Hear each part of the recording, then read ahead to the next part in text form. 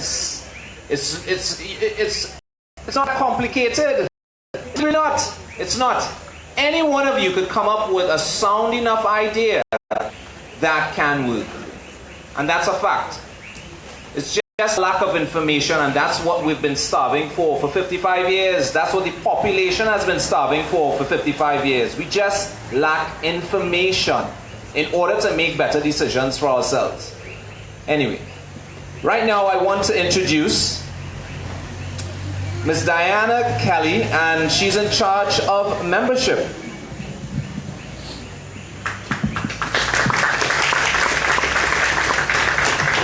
Hi everyone, good evening.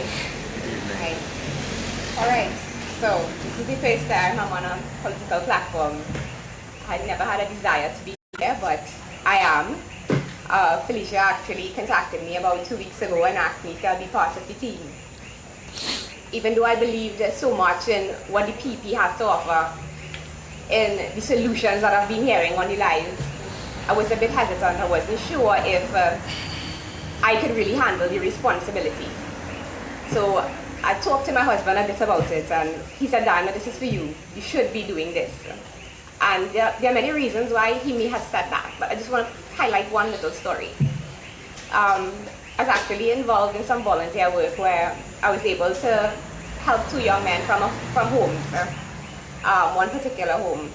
I was helping them prepare for SEA. They were actually lagging behind badly.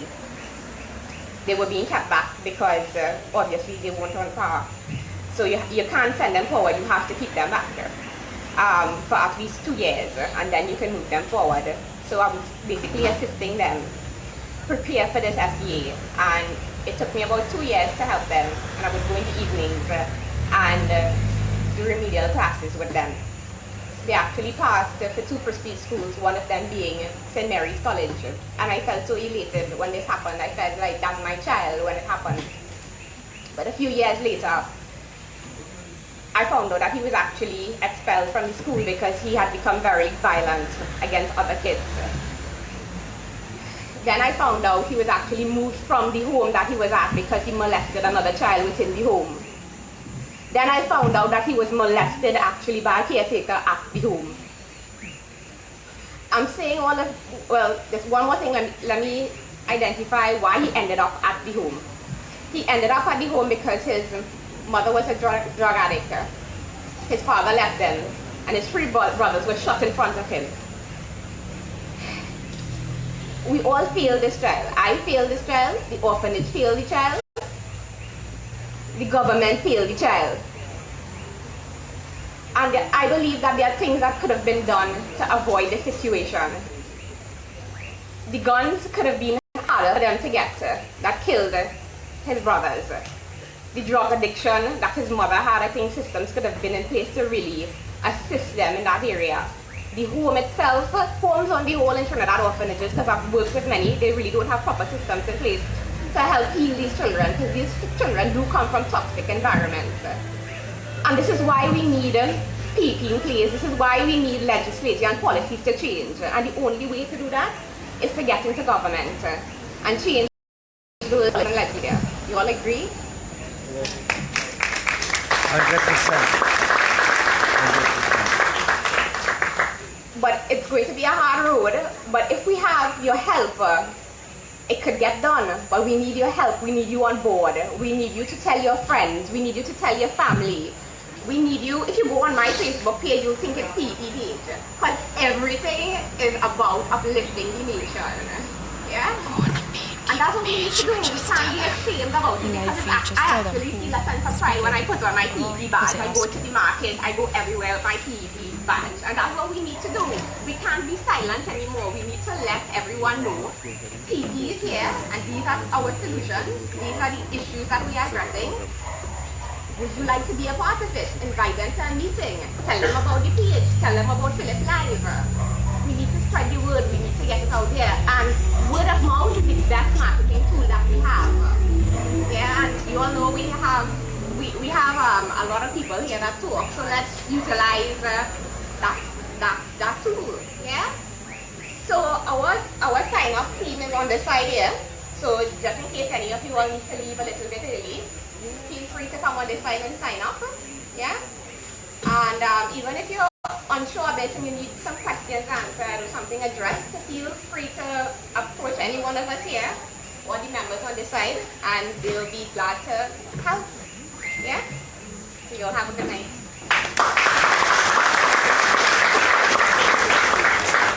Diane Kelly.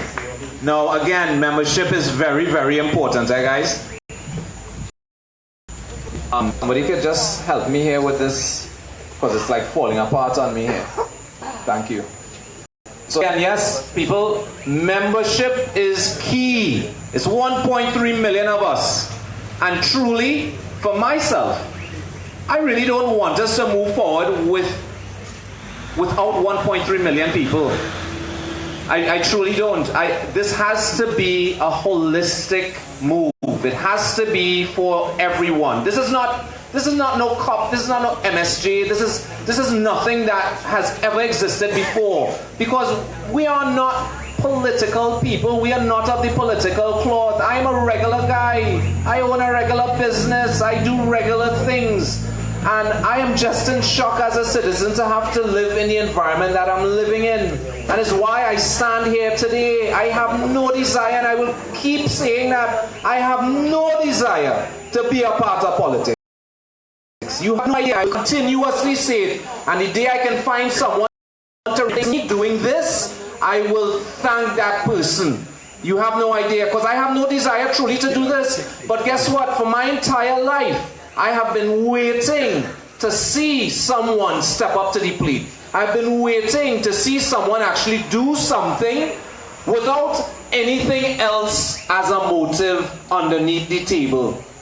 If something costs $100, let it cost $100, not $1,000. And I would use the example with our finance minister, Mr. Imbert, talking about his $10 million walkover down in what is that, C-Lots down there? Yeah. $10 million. Listen, I have done construction before. I don't know how many of you here have done construction, and I know many people who may see this video or live stream who are contractors. Listen, you guys, you all know no walkover costing $10 million. You all know that. But yet, we still okay about it. Yet, it's business like usual. It can't be business as usual, because that extra money that's being hemorrhaged from our finances, from our economy, that is money that can better the people of this country, better the environment, bring and raise the standard of living. Anyway, key factor here is that we need you, the people. You have to influence other people around you. And again, everybody have a very sour taste in their mouth, because COP, MSJ, everybody else, NER, they all failed us. They all failed us. We have no intention to fail you, because this is powered by you. There's not going to be no closed door meetings in the middle of the night. If we have a question, we're going to pose it in the public space. You say what you need to say. You have input in how we need to move forward, and that is supposed to be something standard, because at the end of the day, you know what, it's all about us, you know. It's about Trinidad and Tobago as a people, as a country. Anyway, right now, guys, do welcome, coming on stage, Ms. Sharon Wilson, Head of Finance.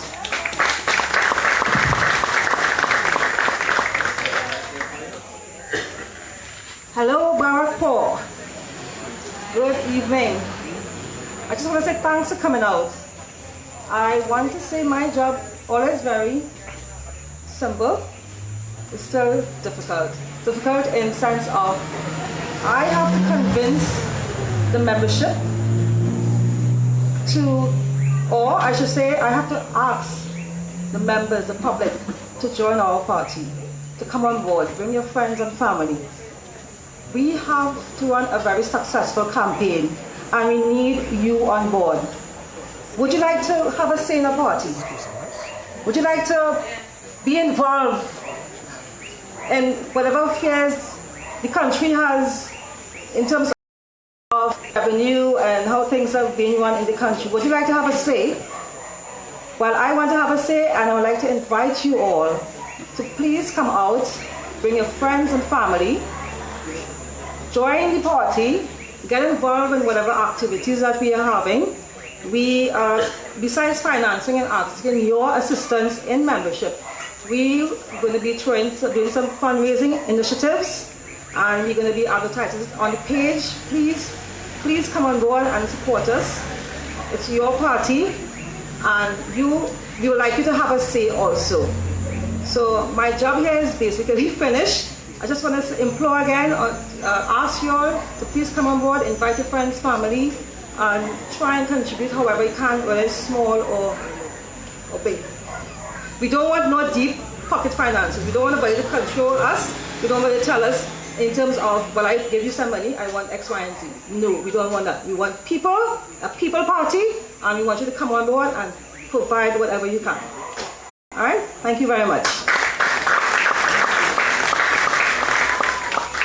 Ms. Sharon Wilson, Head of Finance, and again, it's very, very important. We have no deep pocket financiers. We desire no deep pocket financiers.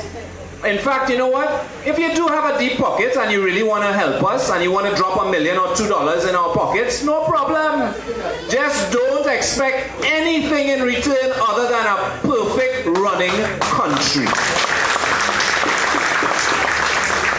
Make sense? Yeah?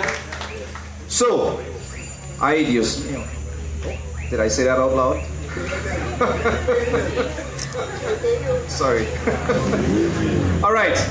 Right now I would like to introduce our party organizer, Mr. Ken Biscom.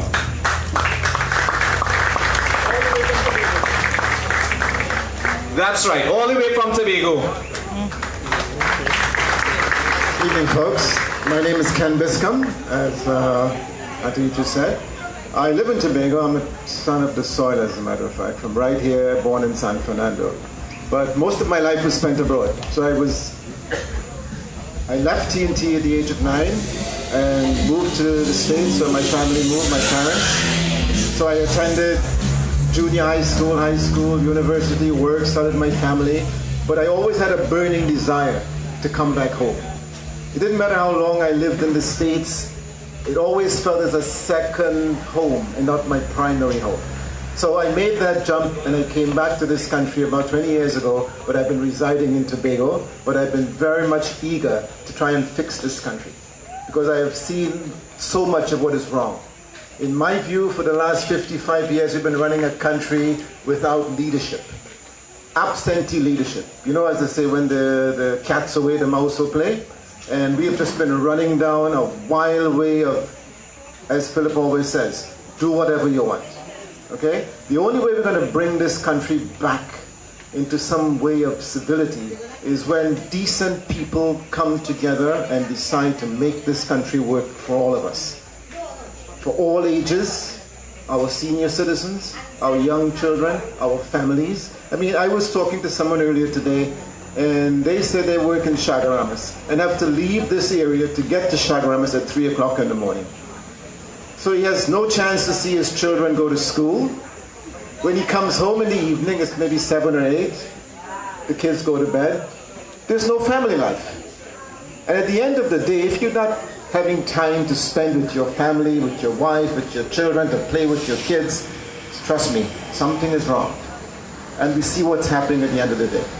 Broken homes, children who are growing up not understanding a lot of values, and it's reflecting in our society today.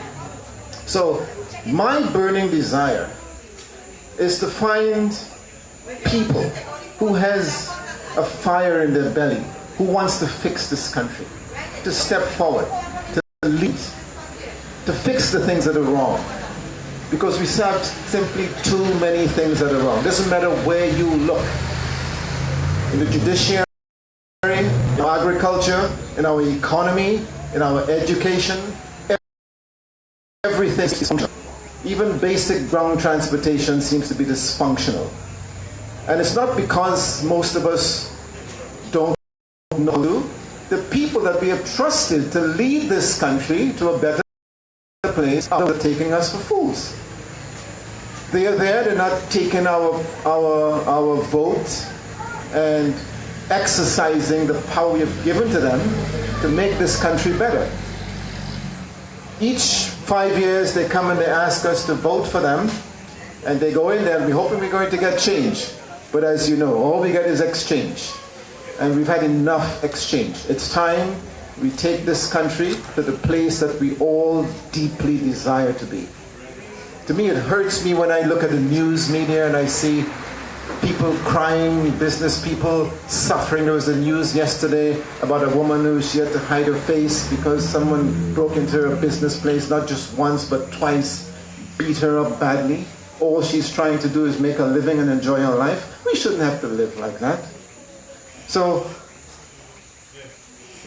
in PEP, we are looking for people who have a willingness, a deep burning desire to serve this country. It has come from a desire of serving first the country. If we can't put that flag first, people, yeah, then you don't really want to come and take up the mantle of leading. The flag should be the first thing. Our first desire is to be fixed in the country for all of us.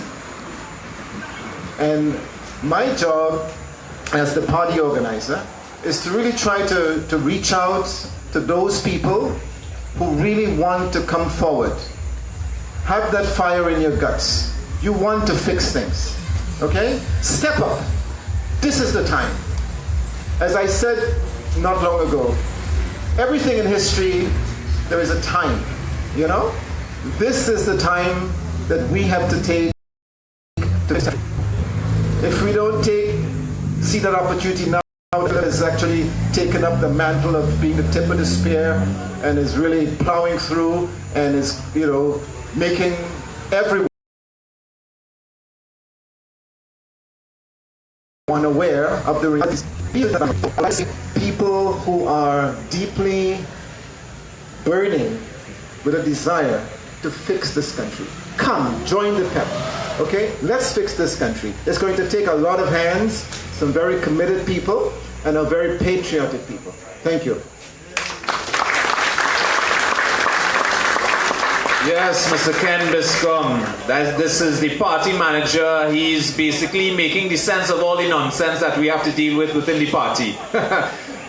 So thank God for him. Thank you, sir. And, you know, I have to agree with him. Everything that everyone says, again, the bottom line is common sense. No one here is a rocket scientist.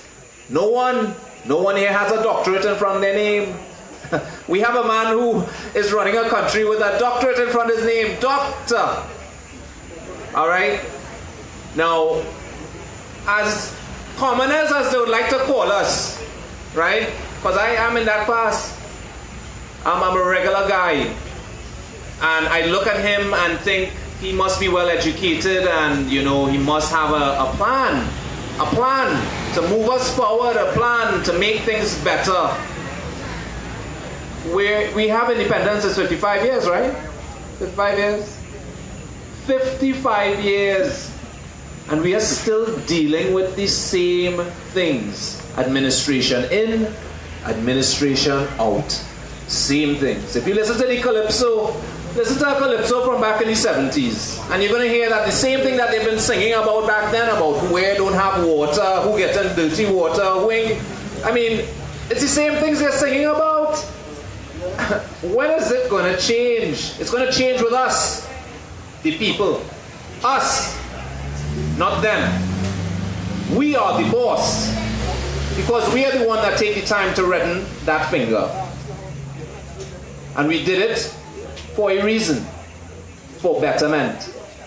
55 years. I had to see my grandmother and grandfather die. I left New York City. And you know why I left Trinidad? Was to get away from the madness here to begin with. And you know, I sat there as a second-class citizen in another man's land, and I always ask myself why. Why did I have to do that? Why is Trinidad in the state that it's in, where I had no other choice than to leave? Leave home. Leave home. Do you all understand that? Leaving home. Nobody wants to leave home. If you have your home down the road, You don't want any situation to arise where you have to be forced to leave your home. And that is what I had to do as a citizen. That's what a lot of us Trinidadians, Trinbagonians had to do over the years as citizens. Because we saw no way out. I am very thankful for Philip Edward Alexander. And I'm saying to you again, I am not trying to be the man's friend. People say all kinds of things about him. But you know what? Regardless of what people say, this is the only man standing up to the plate, making sense from the nonsense, bringing you solutions with a step-by-step way in how we can actually move forward and how we can actually get it done. Who else is doing that? Kamala hasn't done it. Rowley hasn't done it. His predecessor, who was that? Who just died? Manning didn't do it. Basday didn't do it. I mean, think about it. These are people that did not have a positive impact on our country. No impact at all. More than hemorrhaging, and more hemorrhaging. We have a $60 billion budget. What do we get for it? Like I said, like Philip says, we'll stick a pin in that. All right, right now I do want to welcome to the stage Ms. Sarah Nebi, head of the Women's Arm.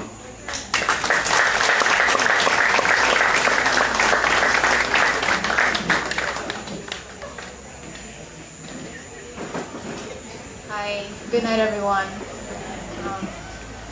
I usually shy away from the term head of the Women's Arm, and I like to use the word voice because one of my key focus and goals here is recruitment, and I'm just going to share with you a little bit in terms of what we want and like what's the vision for the Women's Arm. And this is not the time for the guy crowd, you know, to take a nap or close their eyes before Philip comes on, right? Because as Ken was saying, when you go to work, most likely, who are the ones home minding the kids? Or who gets to come home before and cook and look after your children and with your families? And who are the people that you share your life with, right? It's your woman, right? So you need to be equally concerned, and you are equally welcome, you know, to join the Women's Arm. There's no gender discrimination here to be a part of the Women's Arm, right? But what it is here, and the reason why we set up a Women's Arm, is for people like Diane, right? Even though she did not talk about women's issues, she had to share her story, right? And her position into politics. And we are here to tell Barrackpore that the PEP is an opportunity, a space where women and girls and children and all those who don't feel represented, they find a place in politics and participate comfortably in politics and shaping their government. Please don't be nervous by this. This is how I stick my pins, right? I may be small, but I have a lot to say and I need to contain myself, right? So I know that what we're really doing here is fighting the fear. We're trying to connect with people who are entrenched in fear. Today I had a conversation with my mom, and she doesn't have Facebook, right? And she doesn't have a clear idea as to what PEP is about. So she doesn't get to follow Philip, right? But she's, as much as she knows, she's the guy that my sister and I follow, and she's the guy who's given the government some trouble, right? That's what she knows. When I told her what I'm there to do, because I said I need to go home and prepare my speech and whatnot, she was like, what? After explaining to her for a couple of minutes, she said, under no circumstances I am to go public. I am to run for my seat. She has the fear instilled in her that I did not internalize. And I know that everybody out there, they feel it. You think I don't know that if we had more freedom of opinion and expression without oppression, victimization, our numbers wouldn't be bigger? You think we don't know that? But that's why we see so much likes and loves and whatnot on the feed.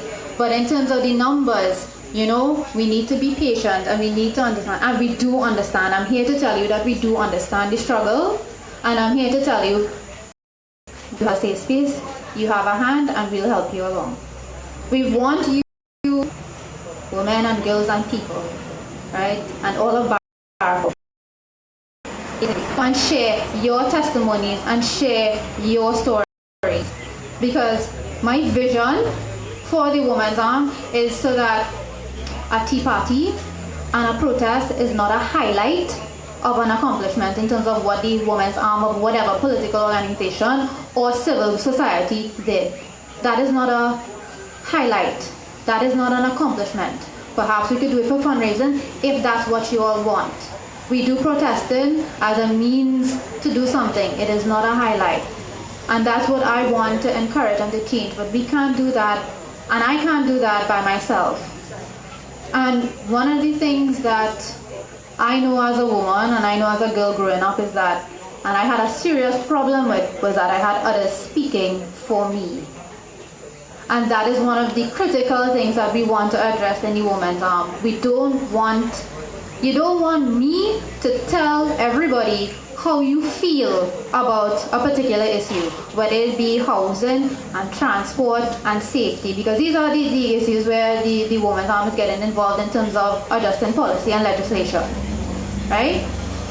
We want to hear from you in terms of how it affects you so that you can help us, and then we will address it when we, hopefully if we get into government, we can fix our policies and we can adjust legislation so that it reflects the gaps that, and corrects actually the gaps that we highlighted, because you all have been suffering for so long, no representation, and not taking on the fact that in terms of healthcare, it would be so much easier if when a woman has to go to the hospital or when she has her checkup, her monthly checkup, but she has 2 or 3 kids, right, and she has to reach there 5 o'clock in the morning, 6 o'clock in the morning to get a number, but then she has to try and find a way who could watch the kids or who could set them up before she gets transport, and then safety is an issue, so public transport is not really a thing, and all that just on Port of Spain and then wait there the whole day to come back home.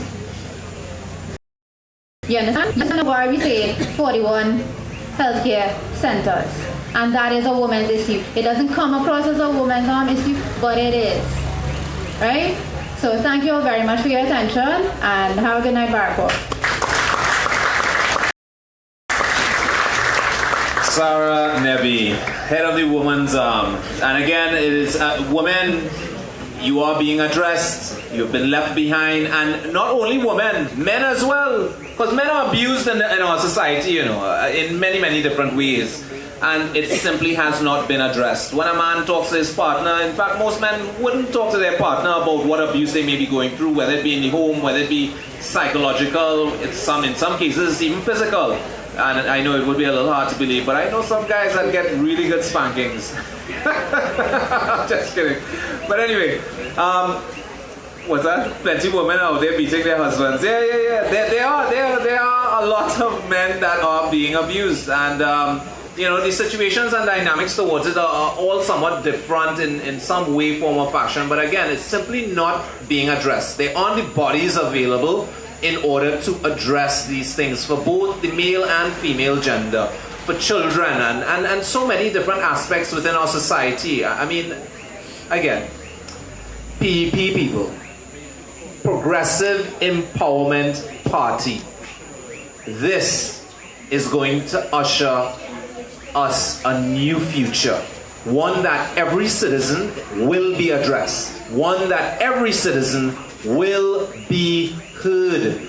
And one of the first things, like Philip says, you have to have the power to fire any minister in mid-flight. That must be law. Because if a man is not doing his job within a constituency, or the prime minister or the president or whomever in public office, the point of the matter is there must be a mechanism in place where the people can have their say. They can say whether they approve or they disapprove. There would be systems in place, because we don't want to have a society that just might disapprove of a person just for spite. You understand what I'm saying? Because propaganda is a hell of a thing. And propaganda can change the minds of people in a very funny way. In some cases would be to the positive, in some cases to the negative, but is that we as an administration that is trying to actually bring real change.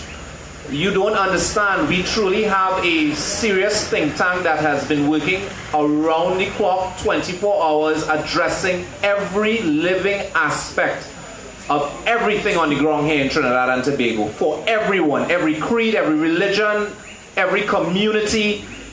It's a matter of real change.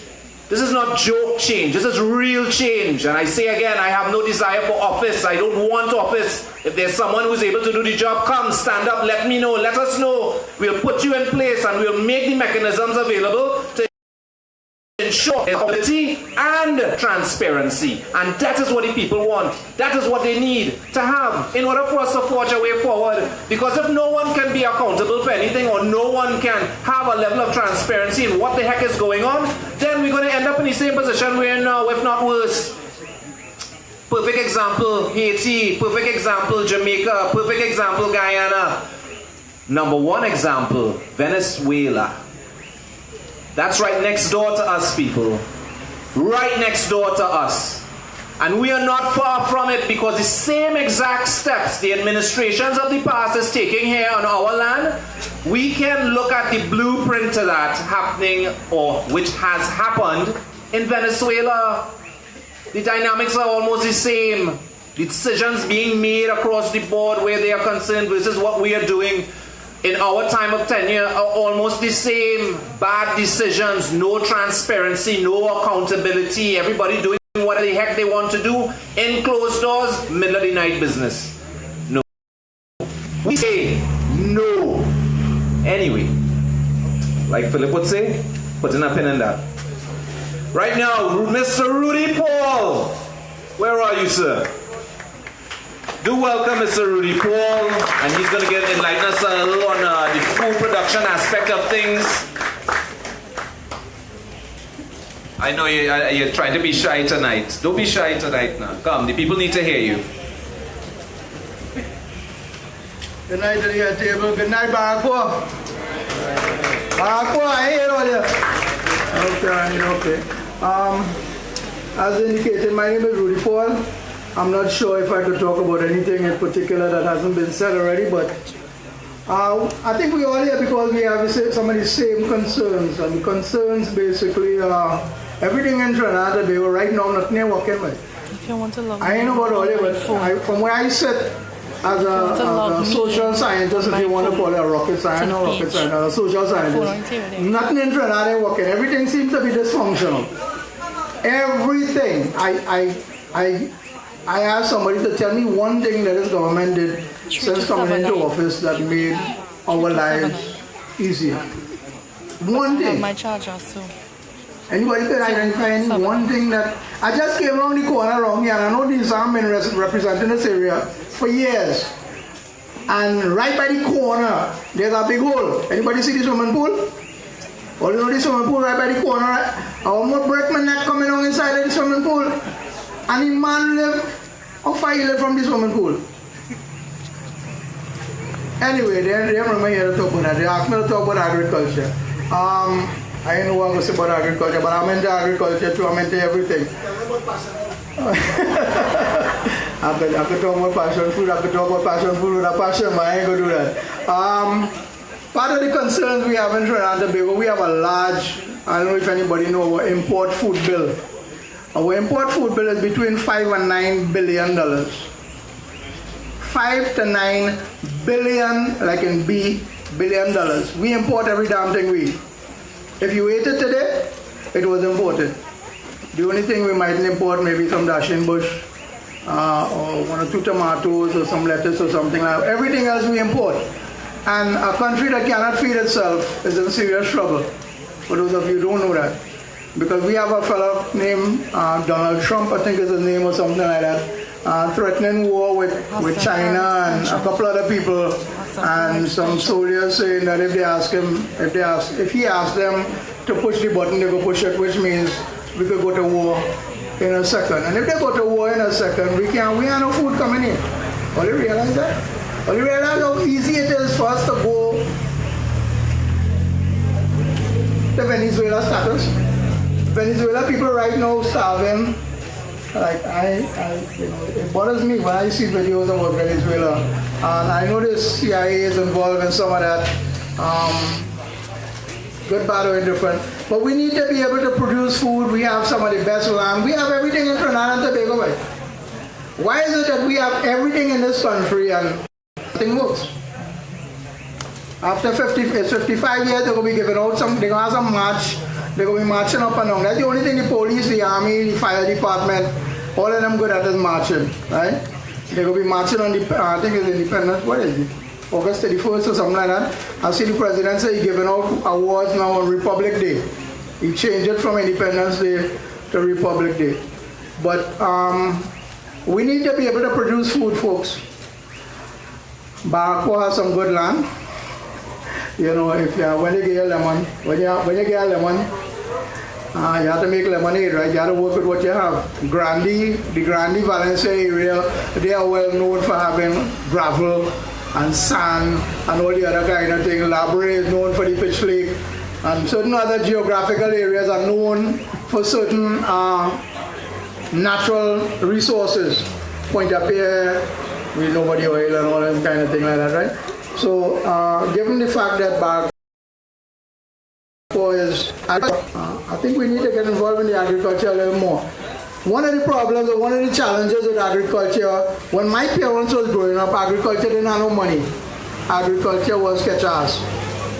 Agriculture today is not about working hard. Agriculture today is a science. We have hydroponics, we have aquaponics, we have all different kind of scientific ways of growing foods faster, easier. And we're not talking about the Chinese way, because all you know the Chinese rice on the market, all you know the Chinese thing that the Chinese making rice with plastic, and a whole lot of people making food with plastic now. So we have to be very careful in terms of what we eat. Half of the problem I think what they call the Minister of Education talking about sugar in the food and how obese we are. That's a different part of the next problem by itself. Obesity. But we have to be very careful about what we put into our bodies. And the only way to be sure what you eat is by planting it your damn self. And that is me. I mean, I plant my own thing, you know. I mean, I don't have much space because I come from a Rima company. It's a long drive, it's like going on a holiday or some kind of thing like that, right? But on a serious note, we need to be able to plant, we need to be able to feed ourselves. If you have a little, you don't need no big, you don't need to plant an acre or anything like that. If you have a little small place, plant a small garden, plant 2 bygone tree, 2 okra tree, some kind of something like that, and at the end of the day, it will hurt me to buy shadow. It hurt me where I live. I had to buy shadow. Shadow will be growing while wrong people latrine. Shadow latrine is one place of the shadow benny growing wild. And it bothers me because I want to believe somebody that the shadow benny are buying come from my latrine. Right? That's the place it grows. But we need to be able to produce our own foods, folks. We need to be able to produce our own food. And without that, I have a family member who wants to travel on vacation. She's on vacation right now, and she wants to travel. I can't travel because she can't get US. Oh, you understand what? All the money we spending on food, everything going back out to export, everything we importing, nobody accepting Trinidad money but we, you know. None of them, Tobago even want to accept Trinidad money. Okay? Nobody wants Trinidad money but we can't get foreign currency to buy. Simple thing like making people's life hard since that Jacka. Since Imbot came into office and what partner name, his riding partner, Rowley, since they came into office, people's lives have literally got more and more. I ain't know about all the telling only what I'm on the ground and I talk to people on a daily basis and I see it and I feel it and I hear it. People purchasing power, the price of something like fuel. The price of fuel went up like how much percent? And what the short one said, what Napoleon said? We ain't riot yet, and he might raise it again. That is what happened in Venezuela. Venezuela, you know, oil and gas used to be a penny a gallon, you know. Just until recently, you know. Gas was a penny a gallon in Venezuela. For the longest while, Venezuela had more oil and more gas than you could shake a stick at. And then one day it went from 1 penny to 99 cents. That's like doubles going from $5 to $500. Understand what just happened? Understand how the economy get licked up. We have a bunch of duncy people, and I don't mean it in a good, bad, or indifferent way. They're just plain duncy. They have no plan, as Philip will tell you, and everybody else inside of here know. And the only way we could do this is we need to get in. We need to put people in power with ideas. I am not a politician. I don't have a drop of political blood. I hate politicians. To be honest with you, the only reason I'm here, I have 2 little grandchildren, but that's the only reason I tell people I'm here. I have 2 little grandchildren, and I want a better world for them, but I on top of the hill. You had to give my hard push, eh? I ain't going over the hill just like that. But on top of the hill, my day is kind of like number. I'm 62 right now. Never been in politics. Never. I have no intention of being in politics. I don't like politicians. I don't like politics. But you know what? Everything in Trinidad is political.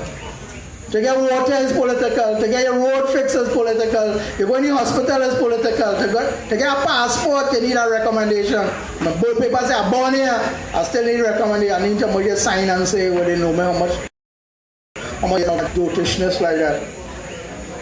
But they asked me to talk about them. They asked me to talk about food. Basically, it's all related, folks. We have work to do, and whatever little piece of land you have, plant something. Plant the land. It don't have to be nothing exotic. It don't have to be nothing in no big way, but you plant a little something. Back in the days, Philip will tell you about back in the days when he was living in Woodbrook, and there was the Chef Zabuka and Tea Zabuka and whatever it is. There's the Chef Zabuka and people used to share. I mean, I am almost sure that all still do some of that down in the rural areas because down here is kind of rural. Up by me, I have to buy everything, but breadfruit is big money. Breadfruit is Mr. Breadfruit right now up in the east. You know, so we have work to do. We need your support. We can't do it by ourselves. In order to make this place a better place, we have to do that because obviously the red and yellow team's not. Either they're not doing it, they're not willing, they don't care, or whichever one you want. Have a nice night.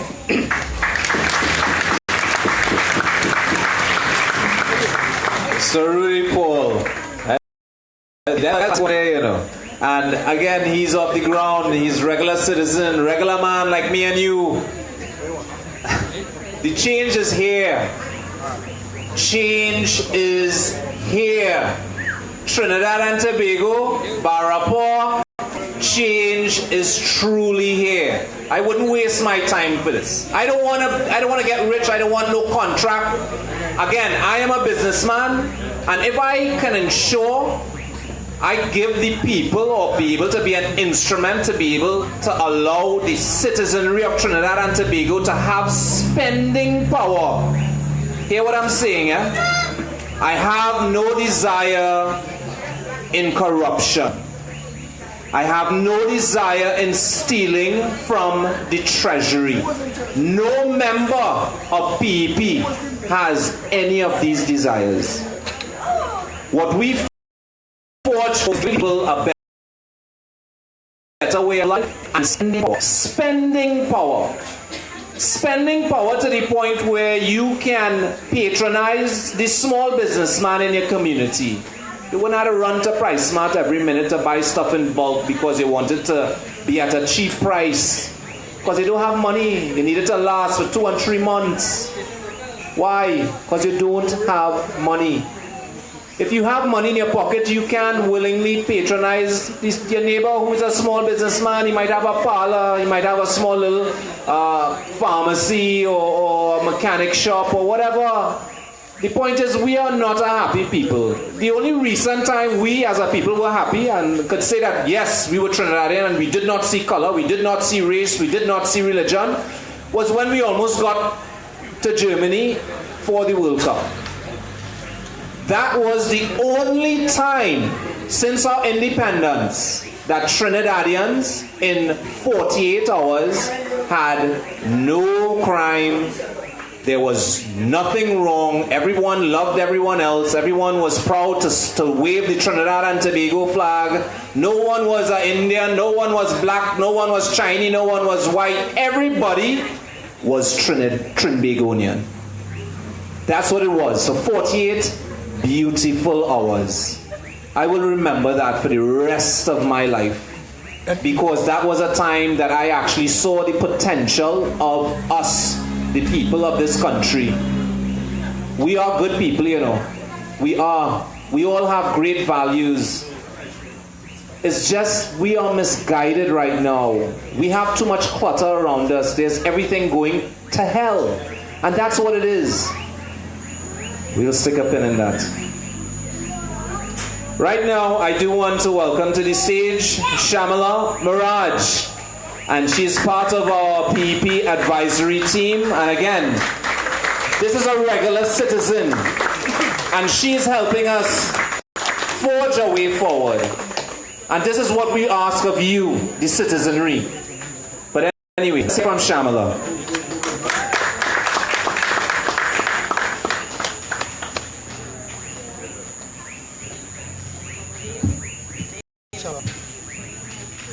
You don't want to come home?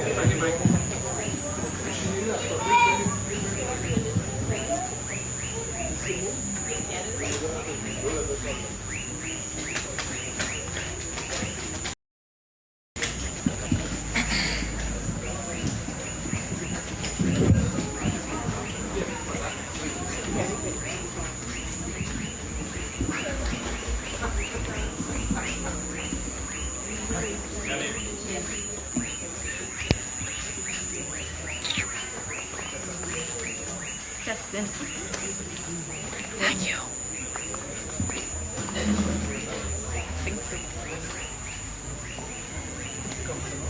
Yeah. Okay. Yeah, perfect. Thank you. Good night, everyone. Well, before I actually begin, let me just say that I totally, honestly, afraid of politics. I myself, when Philip approached me, I told him at the first instant no, and I will tell you why. Because I told him, well, politicians who enter parliament, it's not about competency per se, it's about level of suck-up. And I don't want to classify myself into this, because I work too hard for my character, and I'm not going to do anything to jeopardize my character for no one.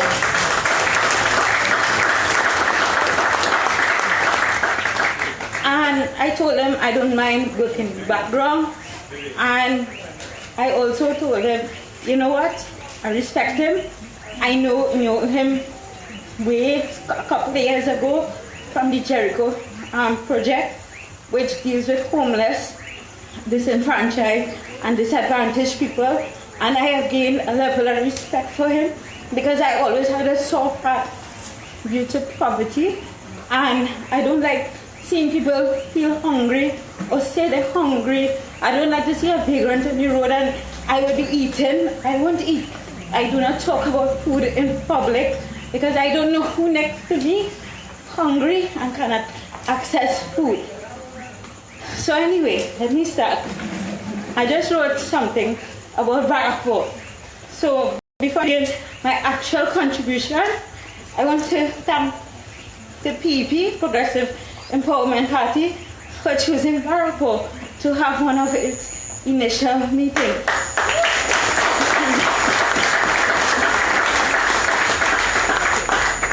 Barrackpore on a whole are often sidelined in terms of priority in national and community development. We are barely on the news because, hold on a second, let's come on Barrackpore, right? We are barely on the news because our entire community is a very peaceful one. Apart from it being known for the most amount of rum shops and world-class cricketers. Prior to it being now a small business hub in the country, Barrackpore was predominantly a sugarcane and rice village. With it being the largest village in the country, one street alone, which is the street we are on, the Rochelle Douglas Road, we are divided into scales. Like of the level of the impact we had on the sugar industry. We had 5 scales, no 7 scales, sorry, and you are in number 5 scale. You can still see the locomotive tracks as you drive along Barrackpore, which I often wondered, why was it never preserved as a tourism and antique novel of our country in St. Madeleine? We as a community still lives in harmony, and we can still count on our neighbors. I'm good. Yeah. We can still count on something thirsty.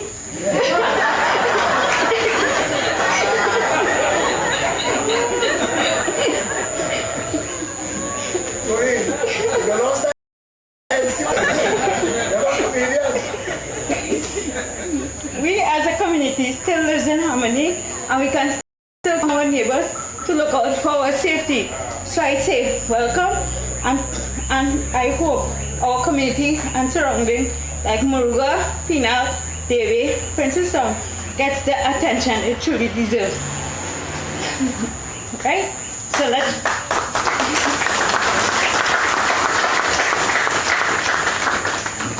let me go on to agriculture, agribusiness, my specialty.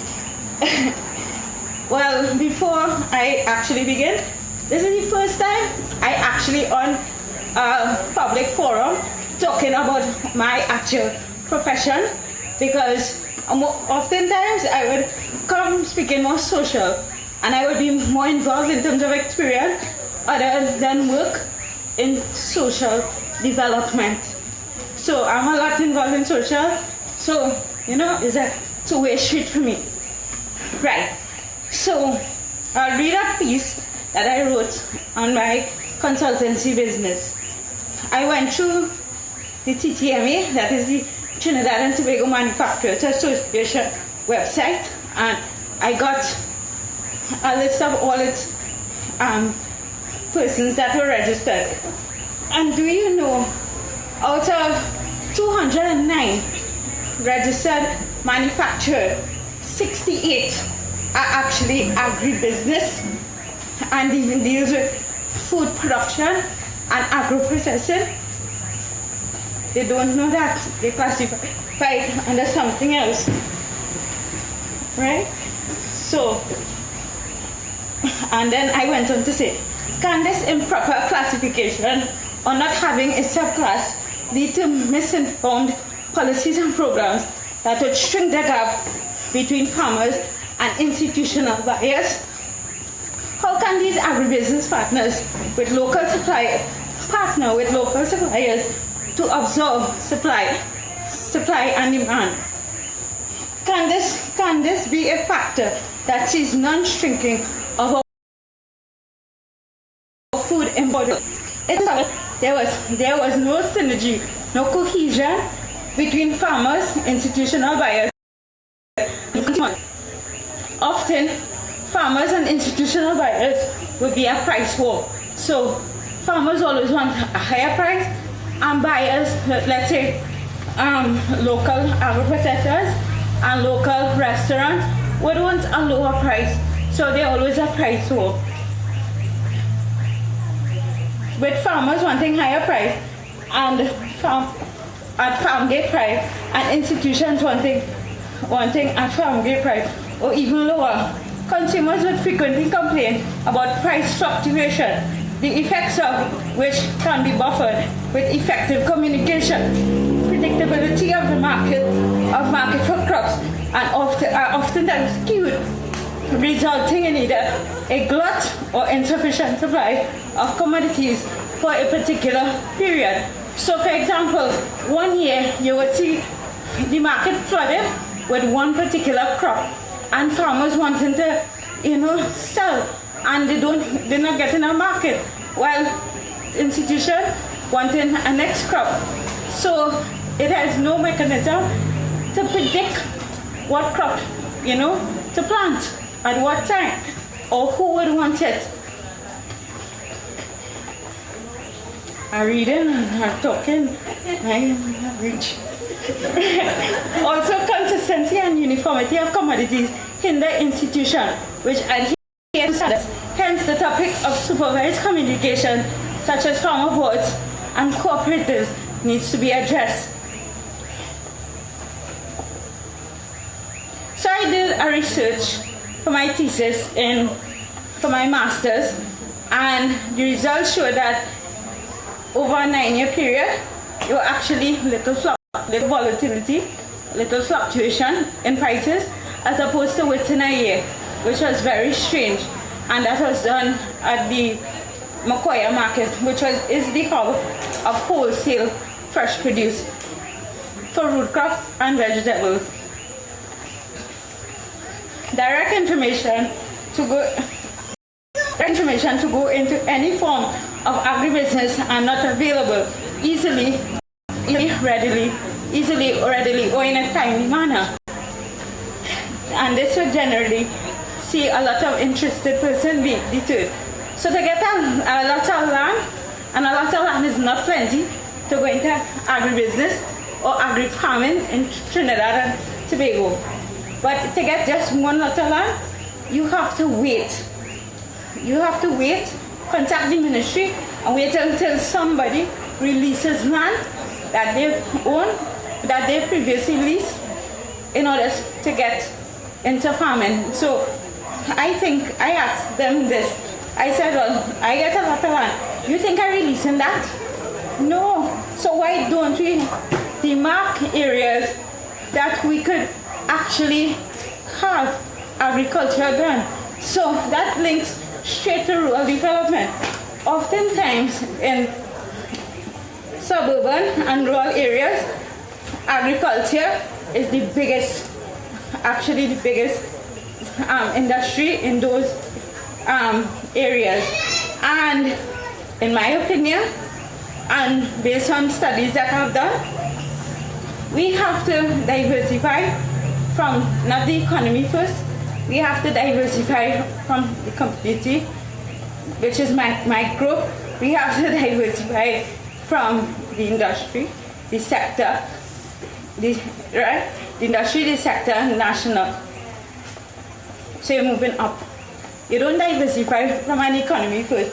You have to see the chain. Everything has a chain. Everything has a system. Good. Now, what I think should be done also is have rural areas form farmer cooperatives where they could supply local market, and have bigger areas of land where we could export. Do you know in the United States, agriculture is the second biggest economy and industry in that country?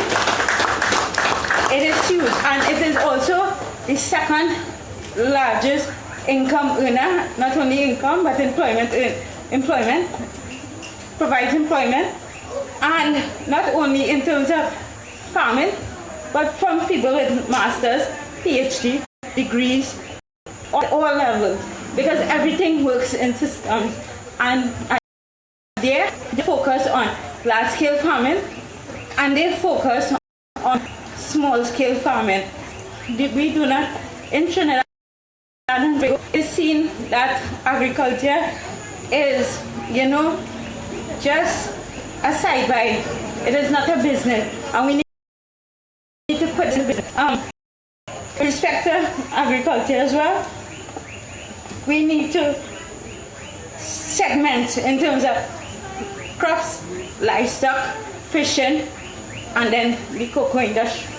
We need to revitalize the cocoa industry and actually see how we can make byproduct because we have a lot of people who are budding entrepreneurs and who are thinkers who could actually recreate and export, which would give us even more export earnings into our country.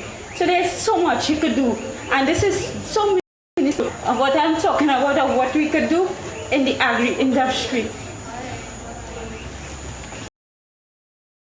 In terms of loan investment, we have to work in such a way that when you have rural development, when you have rural diversification, you do not only have it in agriculture, because a lot of rural areas offer ecotourism, agrotourism, sports tourism, and stuff like that. So you have to work in such a way that you diversify the tourism sector as well. We have to work on manipulating local trade and local trade laws to benefit us. We have to work with CARICOM and determine what they are good at, what we are good at, and plan in such a way. We need to create a job field where we have international research officers who can link markets, huge markets abroad, and ship to those countries. We also have to, there's a lot of people like me who could work in the manufacturing sector, who could work in the agri sector, and we cannot get employment because our degree, they don't know nothing about it. And it is sad because my colleagues, my friends, they know so much. They even know more than me. And we would sit there and be talking, when we come out here, we don't have a job. We would get a mediocre job either in NAMDEFCO or some other company, and we won't see our way up. And it is hard. So we have to make sure people with passion get into each industry, and not people who want an income. Now, I don't want to talk too long because I myself would think I bore myself. But I want to talk about social. I want to talk about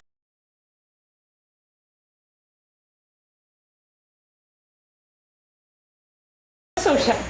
Well, as you would see, in terms of every day, we are how much? 17 years into the 21st century, and I cannot go out that road and say I want to live an independent life and get to a destination. I cannot say that, I want to access a building or a ministry, or I want to travel in, the public bus. Many years ago, my father and I experienced a terrible mishap in the public transport system, and up to today, it is a little better, but the demand and supply, awful, totally awful. And to see that 17 years now, and we are so restricted, you would see the youth, disenfranchised youth, you would see so much people in crime, and nothing is being done at the youth level. So when the youth are segregated and their actual potential are given, they won't want to go into crime. They would want to be something out of their life, and crime will diminish. Crime cannot be solved in one day, Crime cannot be solved in one day, but crime could gradually diminish once you know what you're doing with your youth, especially in impoverished areas. And I will go back. There are people with physical disabilities, there are people with learning disabilities, there are all sorts of disabilities. And if my mom were to die tomorrow, I don't know how I'm going to live. In terms of physical, I don't know. And that is the myself.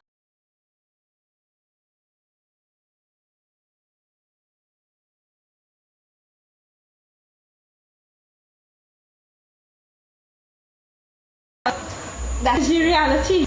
We do.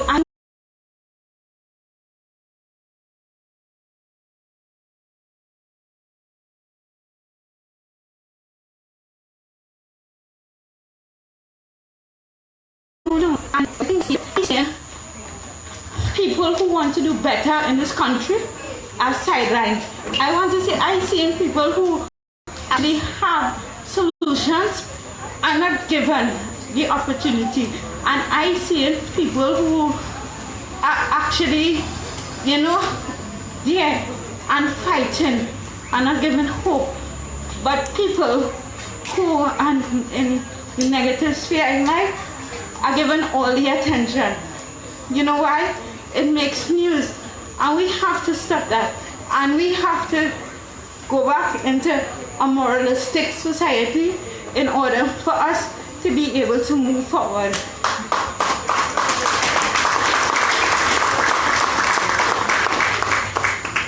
One day I want my country to be in such a way that everyone is seen as equal. Everyone can move around equally, and everyone in each sector, in skin color, skin type, hair texture, no matter how you look, I want us to live in such a way that we can help each other. Use the example of the US. Do you know if the US were to go into crisis now, Barack Obama would come and help Trump? That is what we have to do.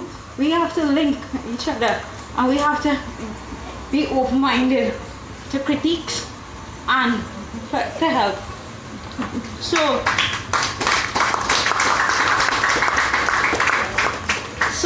in my closing, I just want to say, people just keep an eye open. Keep an eye open and don't just be tunnel vision. Just know that you want the country and you do your part and you make the right decision. It starts with good choices. It starts with good choices within yourself, and it starts with good choices daily. So, thanks everyone.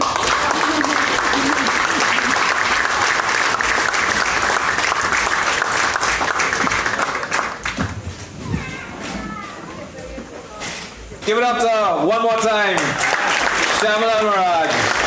I tell you, and again, regular citizen, it's all common sense. No rocket science here. None whatsoever. And, she raised a really, really good point as far as being able to feed our citizenry.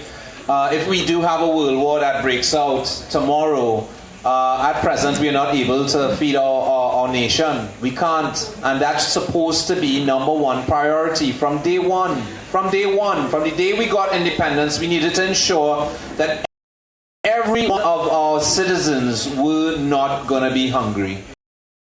We will feed them. They were able to have food.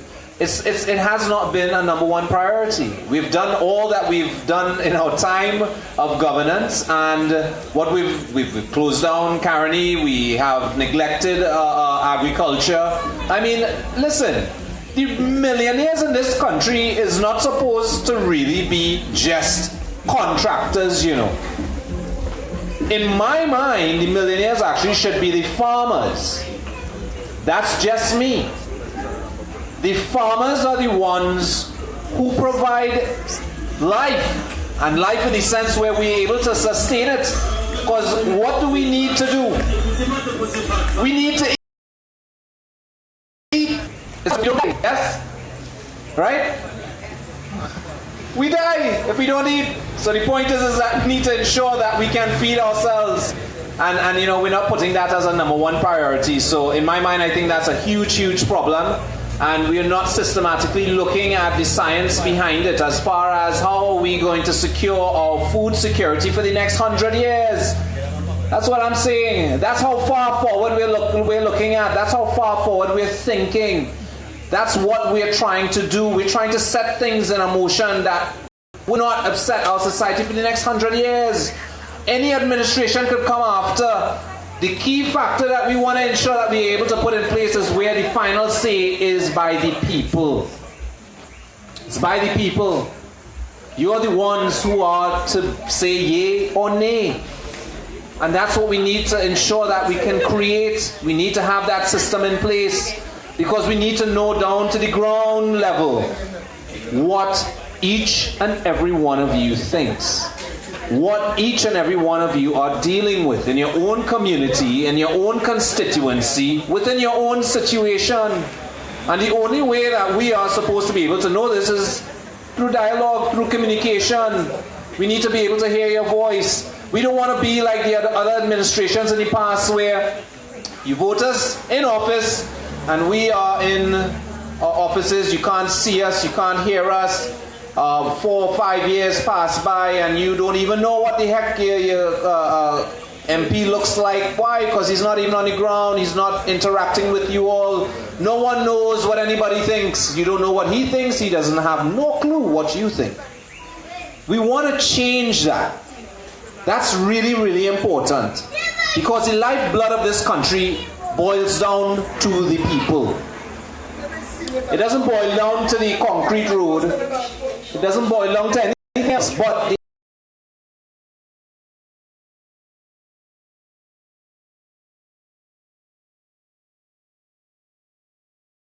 the actual life of the country, which is who? We have enough propaganda. Enough. You all are here for a reason. You heard a gentleman by the name of Mr. Alexander, and what he said in a public platform made sense, and it's why you're here. We are here to try to bring things as simple as possible for you to understand. If you don't understand, say, it's enough time that we've been quiet. We can't be quiet anymore. We need to know how everyone thinks, how everyone feels. It's the only way we are able to move forward. It's the only way that everyone can be addressed. And we plan to address everyone, even the ones who choose not to vote, who choose not to go down the road of the PEP and just feel they're so disenchanted, they don't want to have no part to do with it. No one is going to be left behind, and that's the point. No one is going to be left behind. No one. Zero. And we mean this. And it's why the first thing that we plan to do is to ensure that you can fire any MP, any public official. Because at the end of the day, if we're not able to do the job, if any individual is not able to do the job, who you put there, you have the right to get rid of them. We need to have a system where we can have people replaced in mid-flight. We can't allow for a pilot to fly a plane to crashing point. It's that simple. We can't do it, and that's the position we're in now. People are having their throats slit. People are being robbed. Men running into your home, for crying out loud. You're driving in, you put on your automatic garage.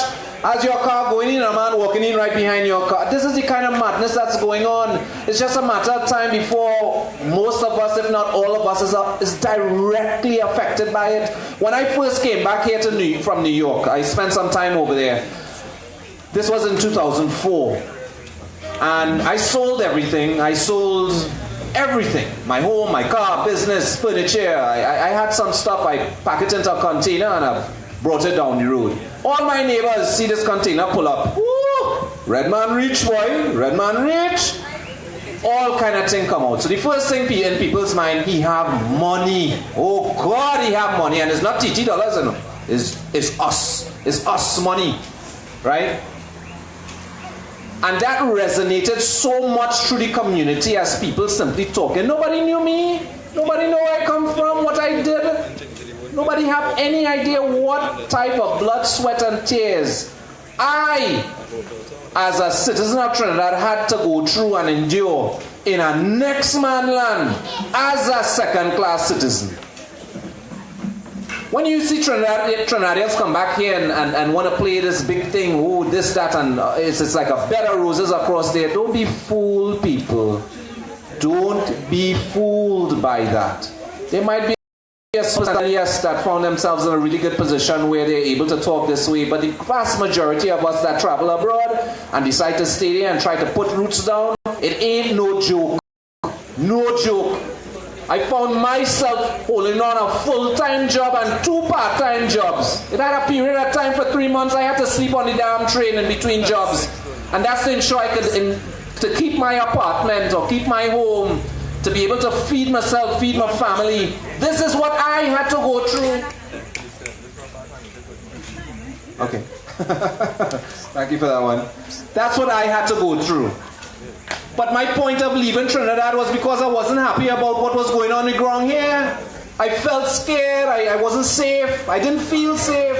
Not for me, not for my family. And I decided to make that step. I thought it was a bad step. And I'm happy I made the step back here. Because you know what? I said it before and I say it again. I am going to put my blood, sweat, and tears right here.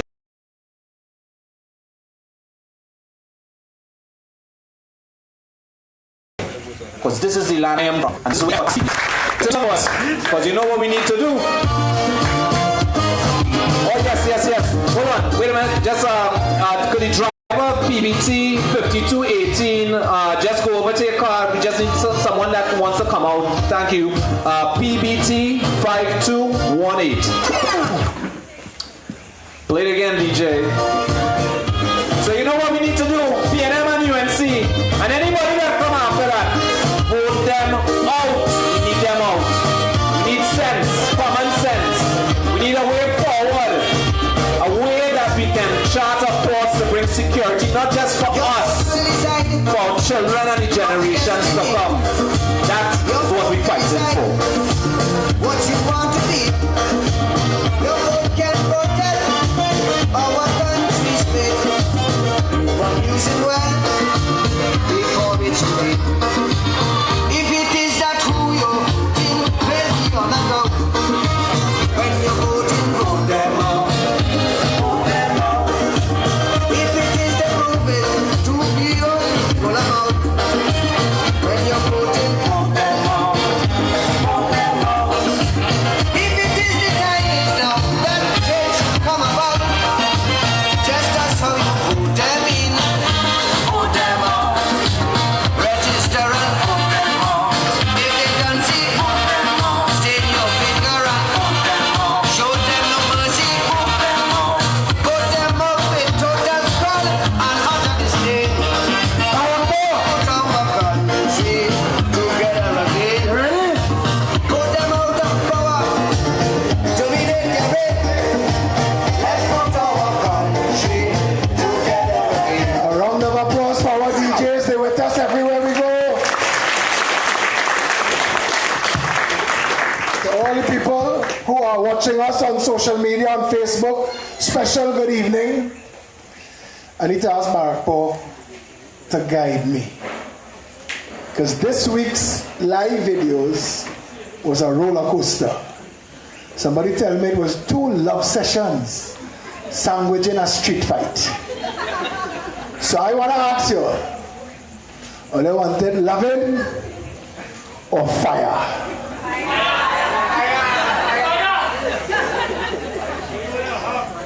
So I'm not giving all the love, so I give all the fire. Fire for them.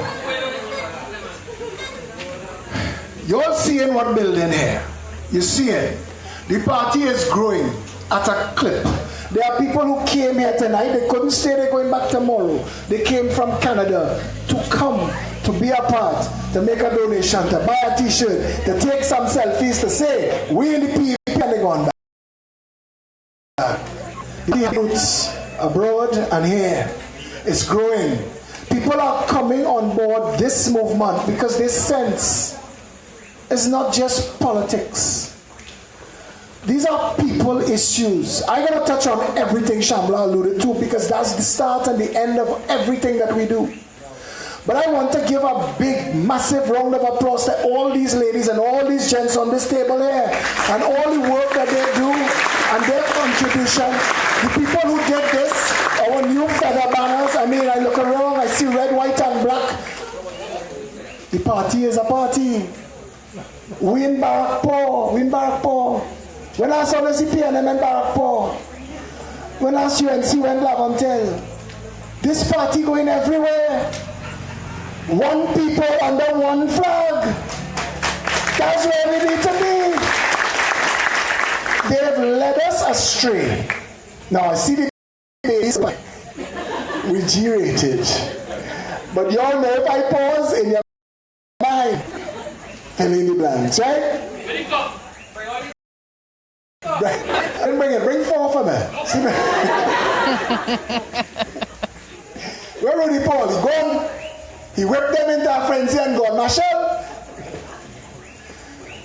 Rudy have a crop of passion fruit. That's why we bring him. He have a passion for passion fruit. The people of Trinidad and Tobago, what has been done to the people of Trinidad and Tobago for the past 50 years can be symbolized by the drive down that road that I drove to come here. It is an insult to the people of Barrackpore that is your road. It is an insult to the people of Barrackpore. But for 50 years, ministers of works sat down in Port of Spain. They come from South. All the prime ministers, we have one from Lekoto, he said, Mason Hall. One come from Mason Hall, the rest come from South. And like they just catch Port of Spain-itis. They reach Port of Spain and every minister of works forget. There are people in Barrackpore, contracts hanging out like rain. Where your sidewalks? Where your streets? I know communities down south now get street lights, now getting electricity. That is madness in a country that has spent trillions of dollars. It is an insanity that this has been allowed to continue. It is an insanity that the choices has always been vote race. Because even if you vote for your own race, you ain't sure to get what you're supposed to get, but you ain't getting less than you normally get. That is nonsense. How is that who we became? Somebody tell me, like a flock of cobalt pee on Trinidad and Tobago. PNM and UNC, PNM and UNC, PNM and UNC. You ever get a government yet that stop and say, you know what? People first. You ever want to do that? This mocking pretender. Those are all good words, eh? The Likoto Jambi, he come back and he tell people he going and fix the Red House and build a house in Tobago for the Prime Minister because they have nowhere for them to stay when they go there. Keith Rowley, keep going how you're going. You're going to build a house in Tobago you will never live in. I promise you that. The people will vote you out. They will vote you into oblivion. We need a government that comes into power that understands the important things. Home ownership. Every single person in this audience here tonight, those watching that are in Trinidad and Tobago, those who want to fly out and go into our next man land like Ken and Tony, and other people who that is their story, know, they know. Riyadh here tonight, my partner here, who get make a 5 days in jail for trying to say, who feel it? No. Who feel it? No. Our people have never been treated like the government serves the people. That have to change. The Progressive Empowerment Party want to go into the parliament with a broom, a mop, and a bottle of black disinfectant. We come in with bleach. We're going and scrub the nonsense away. When we done, because they tell you, you are entitled. If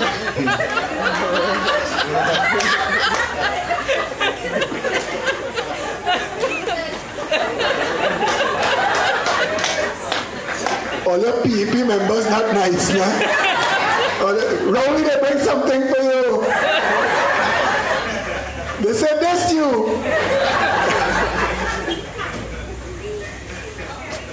The truth. Home ownership. Home ownership.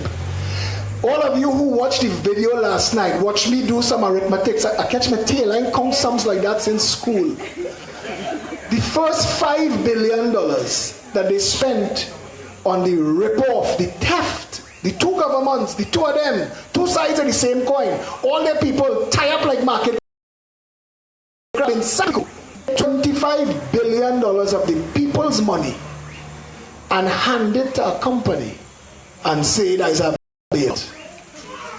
I asking one question to all the Shamla referred to the people who had degrees. The parliament have more degrees than a thermometer. I want them to explain to me How a company that capitalized for $25 billion, that means your business, this is what it worth. This is everything it have and everything. How all the $25 billion gone? And nobody in make a jail. What is the supervisor of insurance work? If he didn't see that coming, fire him one time. Because the job description is in the title. Supervisor of insurance. Clearly somebody wasn't supervising. Central Bank governor, what's his work? How could a company collapse and cost this country $25 billion and nobody in the central bank see it coming? How that money move? People talking about they can't get US. You know why you can't get US?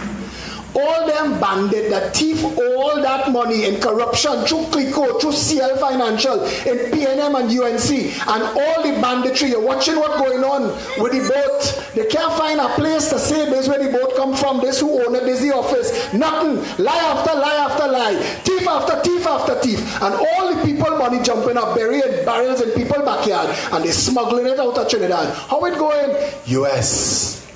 Somebody tell you, Tobago don't want $80. Had to be US. They're buying up the US by grab to go. You see, there are companies in Trinidad like Massey and Hatco and Amco and all of these companies that make billions of dollars importing food, don't want you to grow food. They don't want you to grow food. Because that gravy train done. If you bring in $5 billion worth of food and you mark it up 100%, you make $5 billion. So they don't want the PEP to come along and take away that piece of food. So they don't like we. So they're spending money. They're spending money. They're paying these talking heads now to come and attack we. No problem. We will take it in stride. We will take it in stride. Come down the crease selector. Bring the ball bowler. We will hit you for 6. Bring them. Come better, you know. Don't send Corn Beef Man and Samson Anton and these jokers.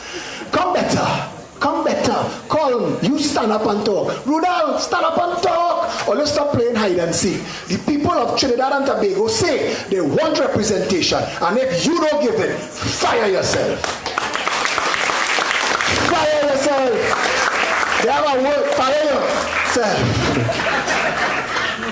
This prop coming in handy. Where you are? Home ownership. The first $5 billion of the $25 billion, they tell we the thief. Borrow, take, bail out, whatever the word you want to use. The first $5 billion would have created, would have built 100,000 houses. 100,000 houses could house half the population of Trinidad and Tobago. Now you tell me, we have people squatting. We have people living in mud and water. We have people where these nasty mocking pretenders say they're building in lagoon. We have people living in very difficult circumstances.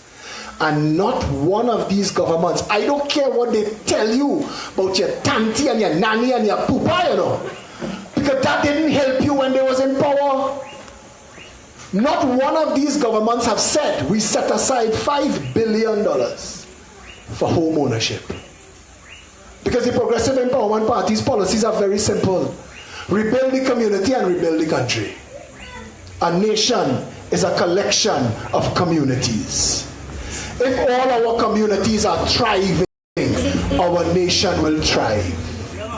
If all our communities are safe, our nation is safe. If all our communities are prospering, our nation will prosper. Simple. Start here. Come right down in Barrackpore. Can tell you if you want to serve. Because the people that we building out on our teams, on our constituency teams, this is not just for old talk and posing. These are transition teams. Shamla is part, Anne-Marie is here. These are people who are part of our advisory council, who from day one, when we hit office, we say, this is how we're going to do it. If the Progressive Empowerment Party was the government, there would be a supervisor of public works for Barrackpore, and they would have been funded. So you wouldn't have to worry and wait for Rohan Sinadan. or whoever is his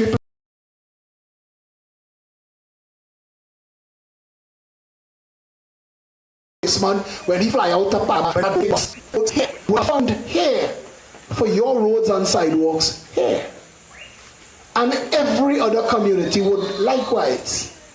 And that would allow for billionaire and trillionaire contractors becoming overnight celebrities and posing with the stars, paving and building everything throughout the country. In your community, there would be contractors who would be put to work. Your community would advertise. Would you like to be a contractor? Get in touch with us. Because the law will say the contractor must come from here. So they can't come from outside and build your road. And they can't come from outside and build your pavement. And that is how you get government to represent the people. And a progressive empowerment party government, our first policy will be to make sure that everybody who wants a job could get a job. And everybody who has a job that wants to own a home could get a home. Once you take care of those two things, you could forget about the rest. Hope and opportunity. You've heard people say that. That's our two pillars. No lie. Hope and opportunity. Once you know that if you get a job, the Progressive Empowerment Party's policy is a simple policy. We're not giving the houses away, you know. We're not doing like them and thieving 5 billion and giving it to financiers and say, go with that. We are providing finance. But the experience and the science shows that poor people and hard-working people pay their bills. They're not looking for handouts, you know. Poor people, hard-working people, salt-of-the-earth people, you help them own their home, buy their home, they will be the first in line to pay that mortgage every month. That is a fact.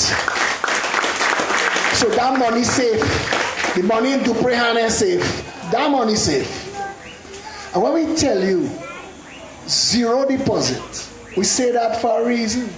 Because any all here who ever try to buy a car or to buy a land, when you go and you sit down in the bank and you realize you have to get that lump sum. That is the first obstacle. And to us, that's an obstacle to progress. People should be able to progress. Home ownership is the linchpin of a proper functioning society. If the vast majority of your people are capable and able to own their own homes, all the other problems solved. We have a transient nation, people born in Barrackpore, grow up in Arima and reach Diego Martin. Because they can't own a home where they live. And people don't want to leave their community. I born and grew up in Woodbrook. I still remember, I will always remember. I talk about it every chance I get. Everybody know. I wish we have to stop running the country where people have to react to their life instead of plan and live a life. This is a wealthy, blessed nation. Rudy tell you, Shamla tell you. You spit 2 seed in the ground, it grow. Blessed by God. Blessed. Every other country that you go to, no matter how well they're doing, they manage problems. People just tell you, Holland, they have no crime, they have no jails, well, no problem. But in Holland, they're under sea level and they're managing their water so they don't flood. We're not under sea level, but if tide rise and rainfall, bring out your boots. Because for 50 years, we've had governments who pretended rain every time it falls. This is a new experience. We've never seen this magic before. Water is falling from the sky. What do we do? That's how they've moved. Ask yourself, how could we be a functional nation capable of dealing in billions and trillions of dollars and every time rainfall it flood? Madness. And for 4 months out of the year when the rain not falling, we missing the flood because it's drought. Madness. Not one save this water, this magic that fallen from the sky for the time when it not. Not one, not a single government We've known forever that we need a dam and retention ponds. That's the solution. New Orleans and Holland, they will come here and they will do it for you. Dams, retention ponds. We don't even need locks. Locks are things to keep the water out. Our water not coming in. Our water falling down.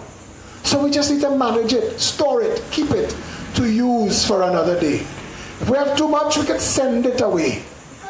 But we need to be able to prepare and protect.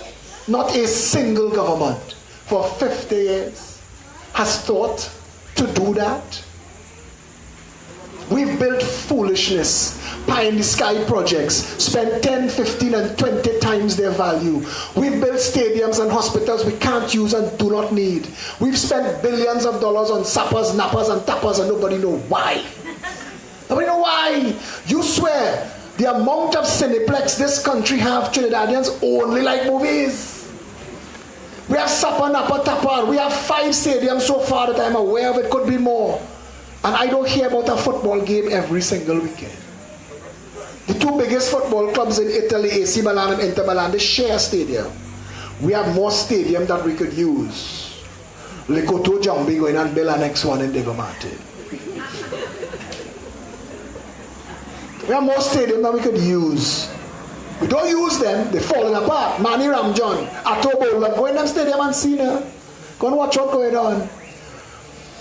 Here's the Crawford, Gene Bay, whatever they're calling it now, they're changing name every week. Whatever they're calling National Stadium, when you go in there, you see that only exists for one thing, to give party financier wives contract to bring down chair and seat and power wash. That's what it's for. A source of funding for the investor class and the financer class, and we need to deal with all of that. I want to say it to you, and I want you to understand. And we're coming into office to say, home ownership. Property, affordable food, security. That's all you need.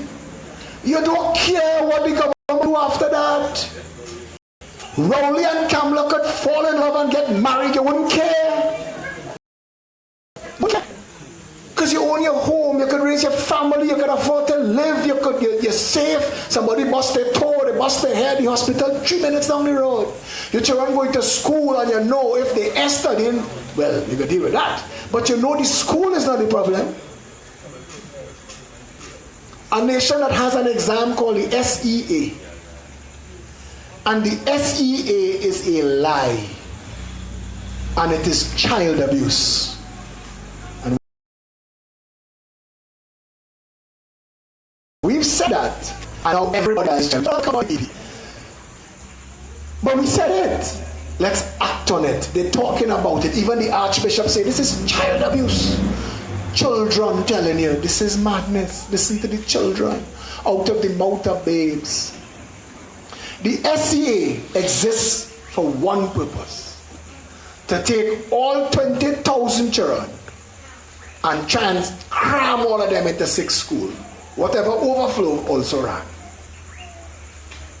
How could that be an education policy? How could they pat themselves on the back and say, we're building school? You're building school that's not working. You're building school and all the children failing. You're building school and children graduating functionally illiterate. We're making security guard, KFC cashiers and bandits. What is the point of your school if it's not working? The Progressive Empowerment Party says, and we will take $2 billion and build 205 brand new schools for the 200,000 children that need schools and make them 10-year schools. Remove the SEA. Where you live, where we help you buy your home is in that community. 2 blocks down the road, your children going to school for the full 10 years of their scholastic career with a grade point average. And that grade point average, they've known and seen. Success leaves clues. You could Google it. You could Google GPA. Philip didn't make this up. It exists. It works.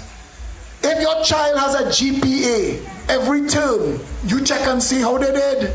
They're improving or they're not. And if they're not, you're going to see the teacher. And if they're improving, you buy them a cupcake and an ice cream cone. Shamla, really and truly. This whole community, like, you're just ready to party. We partying non-stop in the car. Or they playing music in church, right? Yes, party.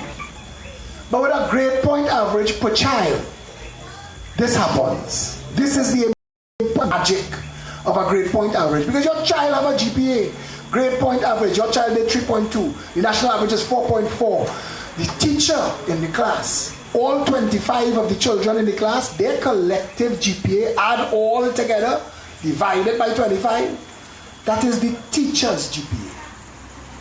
So you will know every term if your teachers are performing. And all the classes that make up the school, 4 classes perform, 10 forms, 40 classes, 40 teachers. Their 40 GPAs added up and divided gives you the principal's GPA.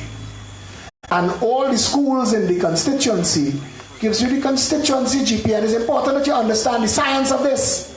Because if the national average per child is 4.4 and your school going 3.2, supervisor of education, we say that we will put a board of supervisors in your community. The supervisor of education must go to the schools and find out which school underperforming. And when they find the school that underperforming, they need to find which classes underperforming. And in those classes, they could talk to the teachers and find out which children are underperforming. And then we could get social services involved to find out why. Because nobody is stupid. Everybody is intelligent and has potential. We just have to know how to unlock it. We cannot have a one-size-fits-all and expect it to fit everybody. Some of us chunky, some of us skinny, we will live. We will make sure that the things that fit everybody. And that is a policy that works. If we say we want to give a hospital in your constituency, we want to build 41 hospitals capable of handling minor surgery, tonsillitis, appendicitis, setting bones, them kind of thing. Normal everyday thing. You're working and your finger cut off. You grab your finger, you run by the hospital. So this back on there for me, dog. But you don't have to try to find a taxi to take you to Mount Hope. By the time they reach there, the finger spoiled. Can't go back. And I'm laughing, but that's serious too. Your health care must be within a couple minutes of the emergency or it fails. That's international benchmark, best practices. It's a standard. And we could have built 41 hospitals in every constituency for $1 billion. Instead, we got one Couva hospital that they can't use. And that nasty politics preventing them from opening. Making a mockery of the people of this country. And that is why we need you to get together and get your family and your children and your neighbor, everybody get registered, get ready. Tell them an election must come. And when it comes, we will vote them out. We will vote them all out. We will clean house. We will throw them away. We will fire them. We will fire them. Oh, they're getting good at this. Look at that. Just now, we're on an election campaign, you know. That's what we're doing here. The other two parties here realize, but the PEP in election mode, you know. We're going to every constituency and every community, sharing this message of love and hope and opportunity. We want to bring our people together and give them a view, a vision of a Trinidad and Tobago where everything works. The only thing that works right now in Trinidad is the record. Nothing else works. This is a nation where if a band house, every police are not. That's right. You know who to trust. It's our reality. You're dressing in the morning to go to work and you're watching your family. And you know you're sure to see them when you come home this evening. Things that's happening in this country so simple, so quick, so easy. Madness. The Progressive Empowerment Party speaks about building a maritime security wall that shuts this nation's borders down 3 miles out. So no more cocaine, no more drug trafficking, no more drug barons, no more guns, no more human trafficking. We will move the port from Port of Spain, where all it does there is cause traffic and madness. Put it in Point Lisas, 4 or 5 times the size of what we have now. Unstuff every container. So no more marijuana in the chicken and drugs in the dog food and guns in the dog food now. When you could stop all of the smuggling of arms and ammunition, then the police could start to do their job. I tell police officers all the time, if you get $1,000 for each gun you bring in, he said, boy, buy not pick up. Wheelbarrow of gun, boy.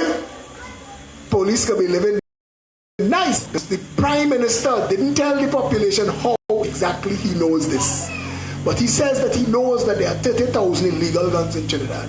So the police check that out, 30,000 by 1,000, $30 million. Philip, voting for you. We want that money. Yeah? But we have numbskulls in office. We have mocking pretenders, foolers and posers, blue lightitis drivers. They're just there for the line.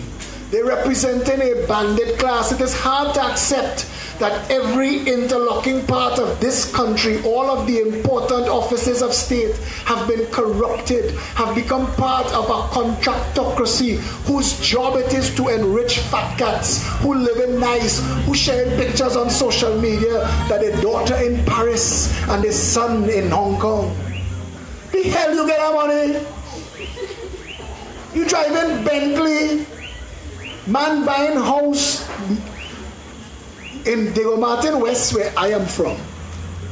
There is a place called Factory Road where you can't give a house away.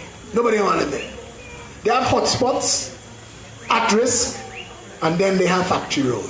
And people from Factory Road know what I'm talking about. And in that same constituency, we have apartment buildings with apartments that sell more expensive than anywhere else in the Western Hemisphere. We have apartment complexes where an apartment sells for $23, $25, and $30 million. An apartment.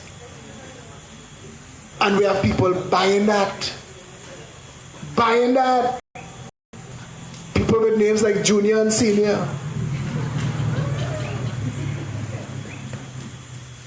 Joke and fun aside. The reason that you all are out here tonight, besides hearing about me and the nonsense that I talk, you all are here because you want a better Trinidad and Tobago. And you believe that this is possible.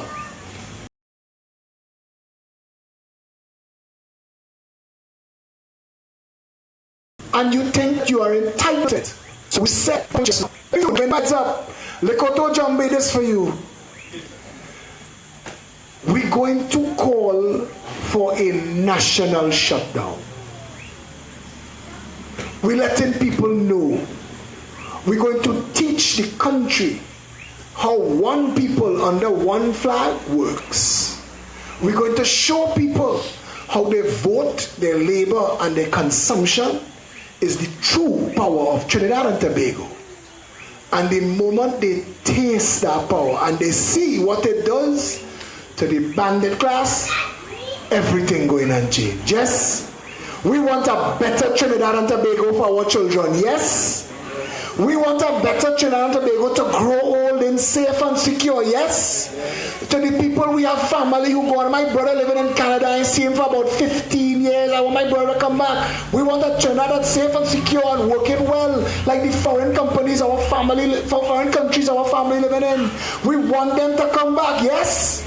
We have to get together as a people. We have to stand together as a people. No more must political parties divide us. No more must they be able to tell, sorry for shouting, no more must they be able to tell you that your race determines your vote. That foolishness have to go.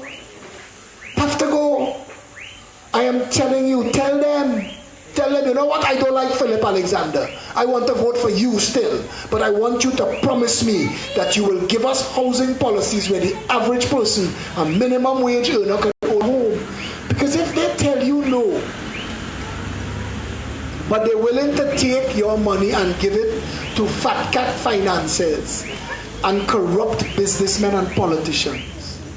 Common sense will tell you that it is time now. We, the people of Trinidad and Tobago, fired all of them. The future for Trinidad and Tobago looks very bright. An orange sun is rising. You see it? You feel it? People talking about it. They're stopping me everywhere I go. People taking selfies like I'm a celebrity. Hey, slow that. Slow down. I'll tell you why. Because I don't want my head to get any bigger. That's one. And two, you don't want celebrity politicians. You want servants. If you elect me to office, I will serve you. I offer my country 5 years of my time and that's it. After that, I want to go and see some stuff. But you want people that will serve you. You want a prime minister that you could call him on the phone and say, it's still flooding. All that talk, you come down Barrackpore and talk and it's still flooding. Wait a minute. I watch a man go point 14 and sit down on the podium and cross his leg with a fancy earpiece and talking at the people. And I say, boy, only in Trinidad and Tobago, because people suffering. You'd get some rotten breadfruit and grapefruit if I was in our audience. I say, I ain't showing it, I'll hand it to you. But true talk, serious talk. The future we want, it's still here, it exists. The potential for a better nation is real, it's within our grasp.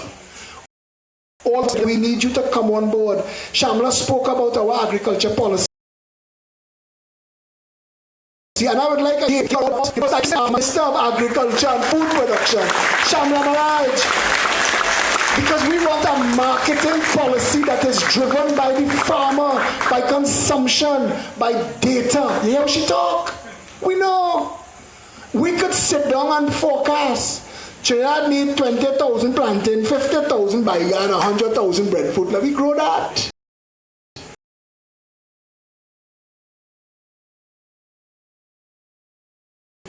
All this land that this continue, and it won't continue. The Progressive Empowerment Party, she says, I want you to know, we've said agriculture and tourism are two of the pillars of our diversification trust. She said both of them dovetailed and combined could be a #1 money spinner for Trinidad. So why are they not doing it yet? It's either they're stupid or they don't care. And either way, we have to take medicine now. Somebody told me last night, PNM is the disease, UNC is the relapse. PEP is the cure. It is time to apply the cure. It is time to apply the cure. Get ready. We are building an orange army. Get ready. Every citizen of this country has rights, and we will make sure that if you give us a chance, we will make this nation the pride of every other country in the world. Yes? Thank you very much. Good looking. Prop. Open mic time?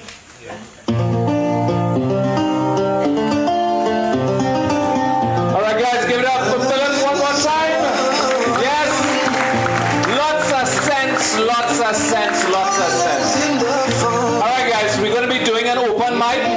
We do want to hear from you. We want to know your thoughts. What's on your mind? Do we have another mic? 2 minutes. All right, so in the next couple of minutes, guys, we're going to be doing the open mic. And again, sit down, you think about what's on your mind. What do you want to have addressed? What do you want to hear our spin on your thoughts? What do you think affects you directly? All right? Give us a couple of minutes.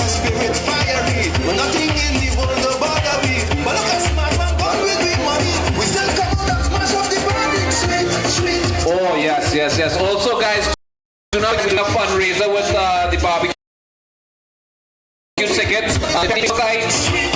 You will see all the information there as to the different locations and so on. It's where else is it? And you can also buy tonight as well, guys. So t-shirts, cups, stickers, all sorts of goodies. And again, this is what we are doing to try to help the party. So again, please, yeah. You guys ready to do the open mic? So, let me see. Who do we got? Who do we have? Don't be shy. Don't be shy. Barrackpore, don't be shy. Tell me, talk to us. Let us know what's on your mind. What do you feel? What do you think? How do you think we should take a step forward for your community, for this constituency? We need to know. We want to hear from you. This forum is for you, the people. It's not for us. We're not here to put on a show or anything. We're just here to give you information, to give you a level of an idea of what we have in what we think is a way to move forward. But we move forward with just our ideas. We want to hear your ideas. We want to hear what's on your mind. How do you think that we can actually make this work? Really, not for us, for you. For you, the people. So please, don't be shy.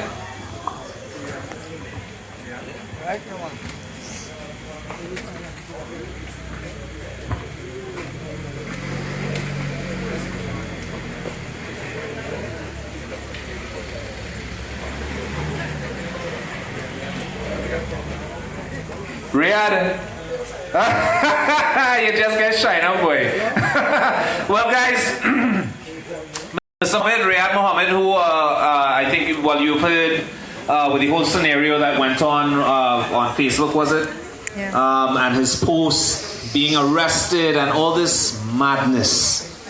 Riyadh, come over here. Don't be shy. Don't be shy. Come. Because let me tell you, freedom of speech. Give it up, Riyadh. Well, talk to us. Talk to us. I mean, for me personally, I was very shook up with the whole situation, because at the end of the day, I do believe freedom of speech is a very important factor of our laws.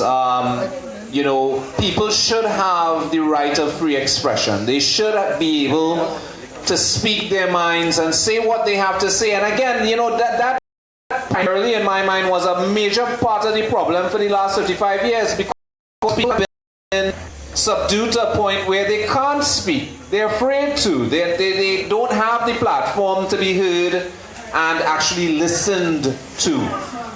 That is something that definitely we are going to change. There's no doubt about it, because at the end of the day, this is not going to work without your input. It's really, really important. And we plan to ensure that there are mechanisms, like, for example, right, we just launched our app site on, what is it, the PEP app, where you can get all the information direct to your phone. I mean, I think within the next year or two, everyone should be using a smartphone. And again, the app is a way and form in which we can have direct communication with the population. If we have an idea or a bill or something that needs to change within law or within society, or this is at the end of the day, we have a platform where we can give the information out to the public, and the public themselves is in a position to actually respond to it. So we ourselves can have a census on what the population thinks. And that's a very important factor. But anyway, Mr. Mohammed. Good night, everyone. It's just, well, I didn't know I was coming up here really. But everything that went on is just a journey in life that I had to go through. God Almighty knows why He put me through there. And Mr. Philip, he helped me a lot in that whole scenario. And I want to say thank you, sir.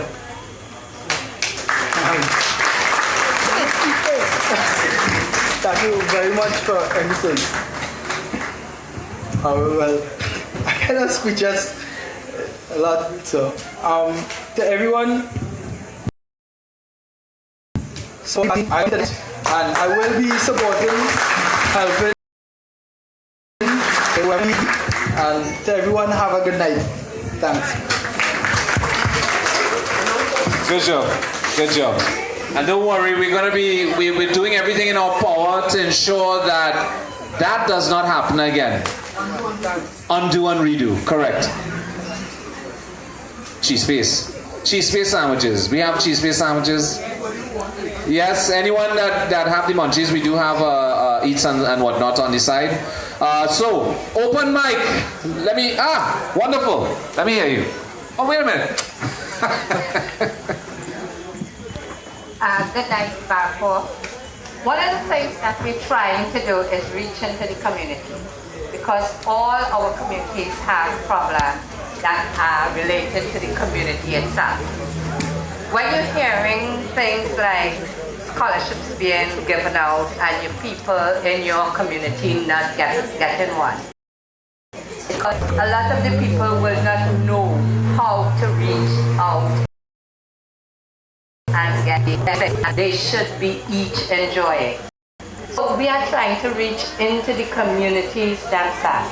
We want to hear from the communities what it is they need, how they will access the information to help them. You know, many of you will go into a government office and you're lost, there's nobody to help you, you do not know what to do. We're trying to make the information to help our people easily available to each and everybody. So we need to hear what you all have to say about the kind of things that you all want to see happening, so that we can fix those things from the top down. Wonderful. All right, so let's.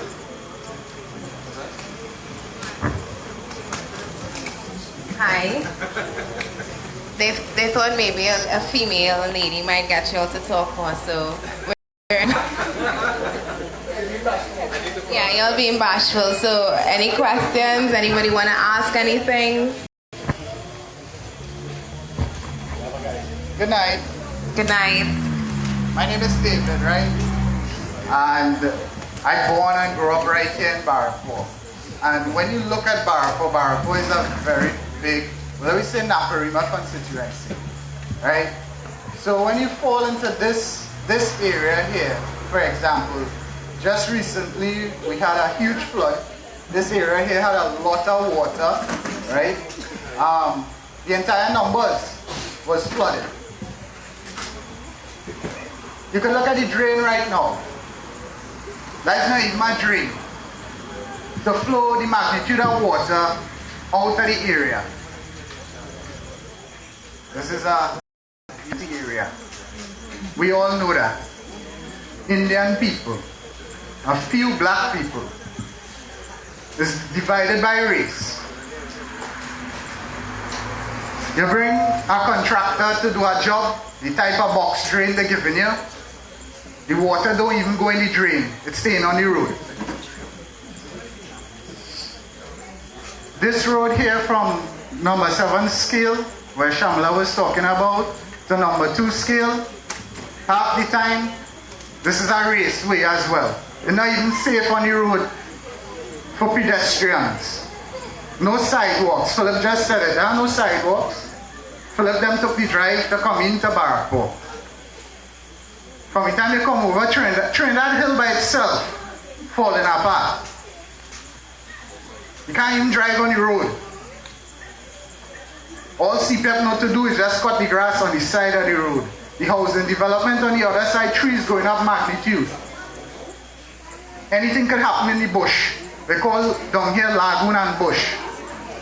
This is people, educated people. Shamala said, cricketers.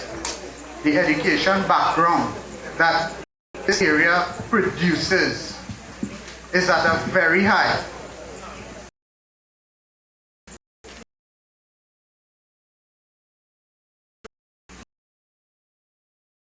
Politicians live here. We live in an area that neighbors don't talk to neighbors. You're divided. We want to live under, as one people under one flag. But it had to start with the people in the area first. Not Philip coming to tell us. Philip don't have to tell us how to live. Philip governing us what he has in his mind how a country should run. But it starts from us, the people in the area, littering. When you look at the flood, half them rivers full with what? Garbage, water can't go out.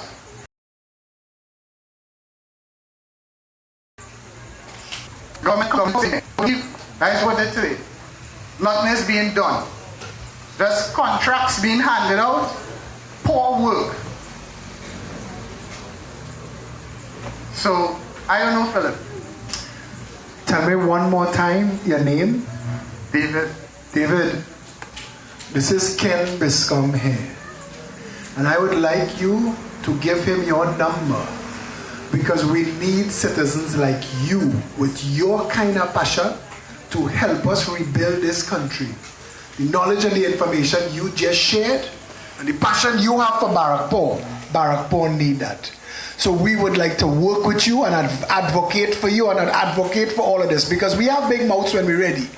But I'm hoping you're willing to step up too, because we're building constituency teams to prepare for an election, and you are the kind of person that would join the PEP. Yeah, definitely you have my support, but we need to see things growing together. You're coming to help us grow it?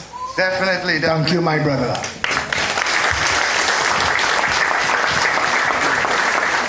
Anybody else? Hi, good night, Felicia. Good evening. Hi, Felicia. Felicia. Sarah seems very well spoken on female rights, etc. So this question is actually directed to her. Exactly what does the PEP have in mind to bridge the gender inequality gap? I know, like, females make $76, etc. I'm not too versed in numbers, but I just wanted to know exactly what it is PEP had in mind for that. 1 second, let me try to guess here. Sarah? You'll have to repeat your question, okay?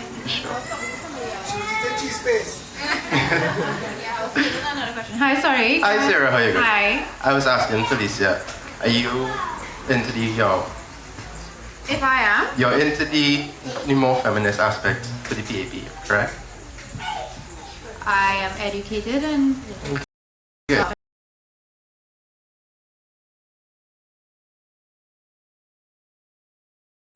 My question to you is what PEP exactly? I mean, first of all, the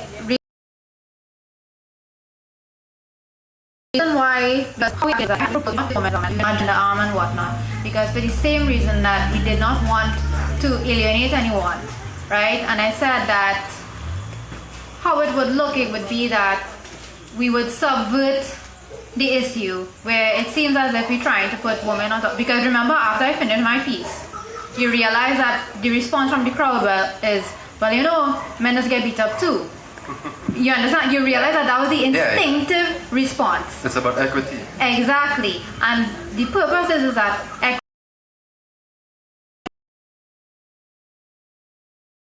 equity means what is fair. Exactly. Statistically, right? And I'll give you this example. During the state of emergency, right? Our then Prime Minister, she was very proud to admit that, you know, in terms of major crimes, there was a big deduction. But they failed to acknowledge that there was a spike, a significant spike, an increase in domestic violence issues, right? And they were proud to say, well, hey, you know, less murders and whatnot, but nobody cares about what's going on at home. And that's the thing is that people were forced to be at home at 9 o'clock, so where they could go and vent their frustrations. And it didn't count as a major crime because it wasn't addressed at all. And the only reason why I knew that is because of where I was studying.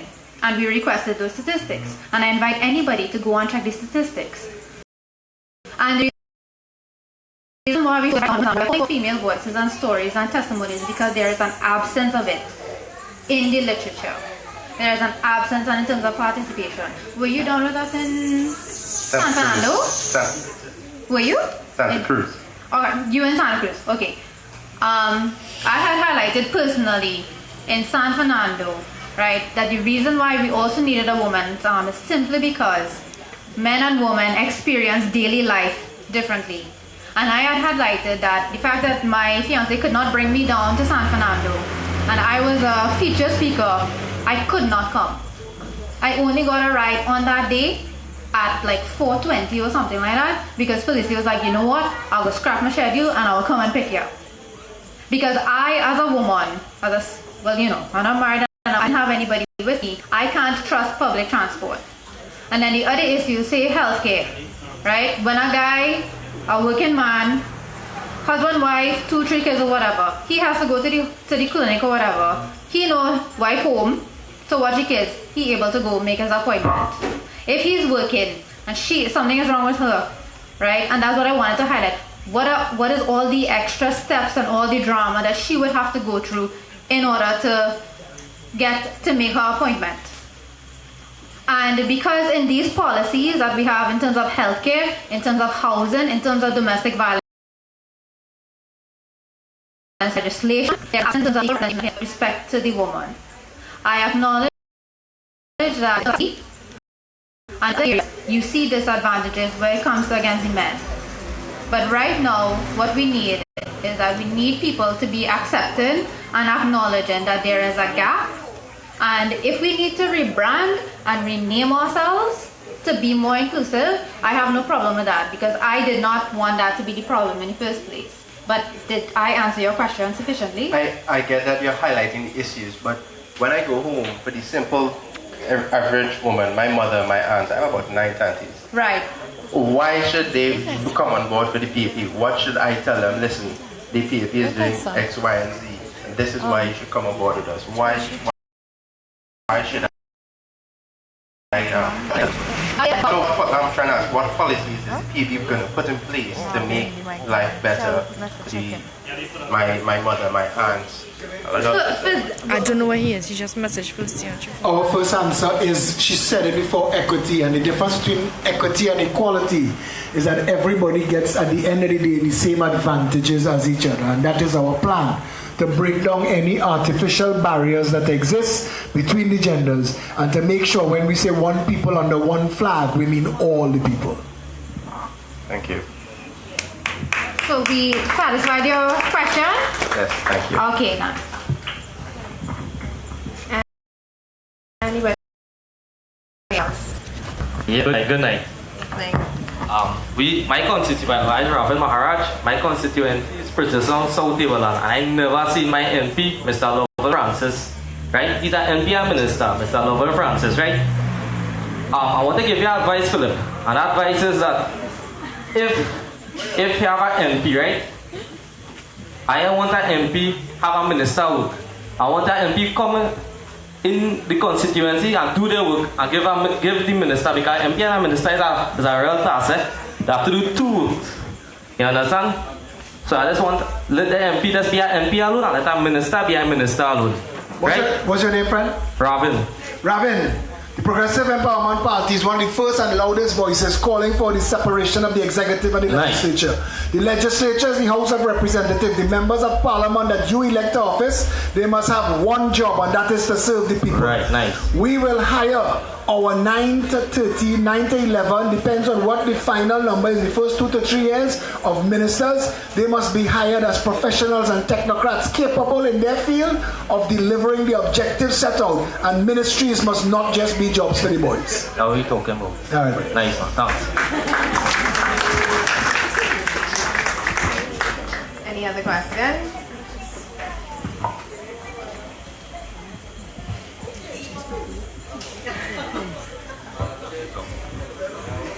Yeah, we have one more. Oh yeah. Good night.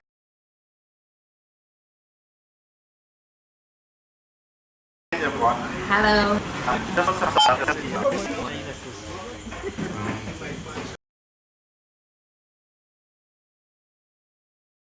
I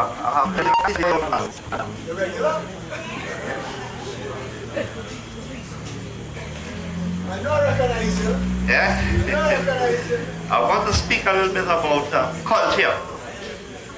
because I think that we have the richest culture in the whole wide world. Our carnival, the steel bands, the calypso, the tassa, the chutney, the everything, so rich in culture, the dancers, everybody. And I think we could exploit that. That could be one of our big money earners. If we do it, show the world. And I have an idea, and I want to hear what you all have to say about that. Something you have something like a cruise ship, and you have all the artists, all the winners on Carnival and so on. They have them on the boat, and you put in certain ports, and you pull in, and you have you announce all your steel bands and so on.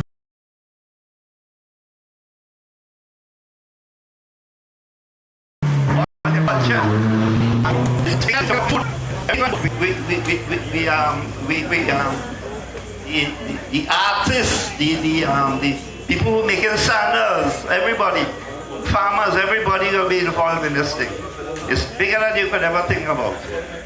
So I want to hear what Mr. Philip has to say about culture. Tell me your name again, please. Kalpat Chinsan from San Fernando. Say it again.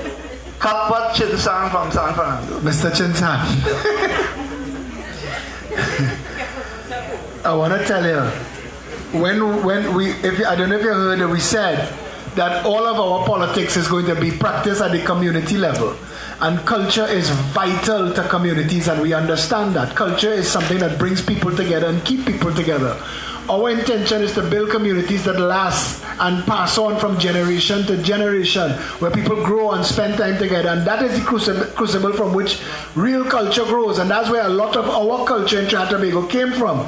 Villages and communities learning to live together and express themselves. And I hope, Mr. Chinsan, that you are available to come and join with us, as you are finding yourself at all of our meetings, to come and add your voice to our culture policy document. That young lady in the back there, Anne-Marie, I don't know where she gone now.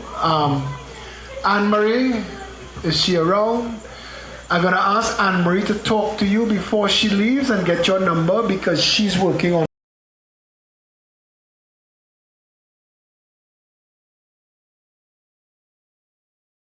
things like that. And we will invite you to Hello, good night, everyone. Hello.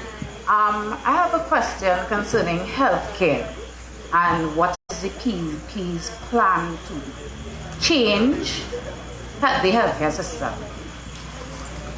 Well, I will answer this one. To begin with, one of the major reasons and one of the major problems that we have with our healthcare is that we have 3 failing hospitals situated in places where we have 41 constituencies, and our plan is to build 41 fully functional hospitals in each of the 41 constituencies, so that healthcare is available and readily accessible to anyone because what the equipment that I have in the Sandy Grande Hospital can't accommodate and deal and treat with your problem. So, and of course, making sure that our healthcare system is fully functional. We have supervisors, everybody's responsible for something, so that if there's a problem, you know where you can drill down to. So that in case of a man dying on a hospital front lawn, we know who exactly is responsible and who is accountable for something like that. So that's our plan.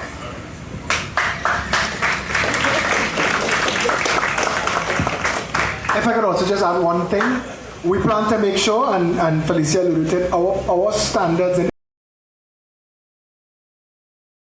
everything that we do must be 7 days a week, 24 hours a day. For people who need any kind of service, you can go to the hospital in your community and leave the big hospitals for when you need big surgery, heart transplant, and that kind of thing. Yeah?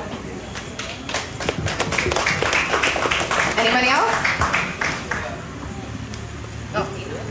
You're not shy anymore, nice. I came all the way from Laramie. I called Mr. Philip last week to tell him about going to Princeton to pay this fine. Oh, that's you. Oh, yeah. I went back Monday, and they take on me sign. When I went last week, Monday, Tuesday, you have a sign, cash closes at 2 p.m. I reached there before 2. So the security guard said, but you cannot go in.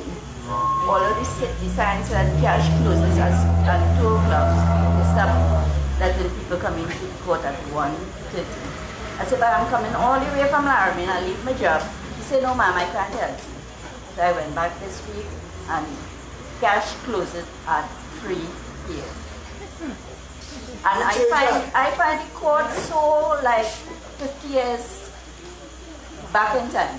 Because a court like that, they don't have a computer. If you get charged in tofu, you have to go back to tofu to pay your fine. And I find this, they want to bring Trinidad to a U.S. state. They want us to live like U.S. citizens, but to their standard. Even though you go to the courthouse, you go to the people there who supposed to, attend to you. They would, well, what you come here for, you would tell them. This one would come, workers, So how was your day? Where you went for lunch? Who you meet? And they leave you standing there and they go on with the conversation. Like, you does things. And this kind of thing have to stop. Because you go to a government, court, concerned government, attend to the people. Leave your lunch day, leave your cinema day, leave this and attend to the people. Don't have the people looking like dummies. Yeah. And one particular thing, when how you call him? A counselor is, well, he's the counselor of the area. I don't think he should have a job. I mean, he's a counselor, pay him a good salary, and let him see about your area. Don't you have to make an appointment to go to make an appointment to see the counselor? They would tell you 3 days, come back Thursday, come back, and this kind of thing. Counselor is here to represent. I want to answer both. Sita. Yeah. Okay. We plan to abolish the local government system. We think it's a waste of time, first of all. Our idea is to create 41 board of supervisors. Each constituency will get a board of supervisors. No local government, no regional health authority, no THA, no police precinct model. All 41 constituencies will be semi-autonomous constituencies. That means they will be funded to take care of their own business. That board of supervisors would include a supervisor of education, health, security, public works, public utilities. And that will be chaired by the member of parliament. All of these people who will be appointed and who will be voted into office will have a responsibility. And they will have a responsibility to the community. These are all full-time positions. So the supervisor of education and health and works and public utilities, their responsibilities to the people will be continuous. 8 to 4, 9 to 5, what is the best for your constituency? With regards to the first thing that you suggested, we were the people who said, undo and redo, and remain undo and redo. We want first world standard, Sita. We want that could never happen to you again. That even if you get a fine or something to pay in one constituency, we have computers in this world 35 years now. I mean, it is supposed to be to walk into any office and say, this is the number of the charge or the fine, I'd like to pay this money here. Talk done. Yes? And if people working 8 to 4, but the court stop working at 3, that don't sound like the public service have service in it. And we need to fix that. We need to make sure that all these people who work in the public service understand. We will make sure they get paid properly. Like everybody else, they will have all the advantages and all the benefits of the job. But if you don't perform, that recall legislation that could fire the Prime Minister could fire them too. Yeah?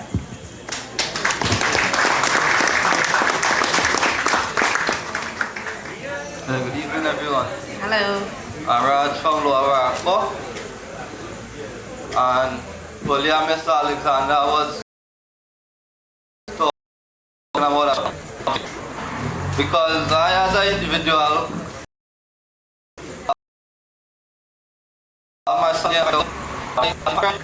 unemployment in the country. So I want to know, not when you're in power.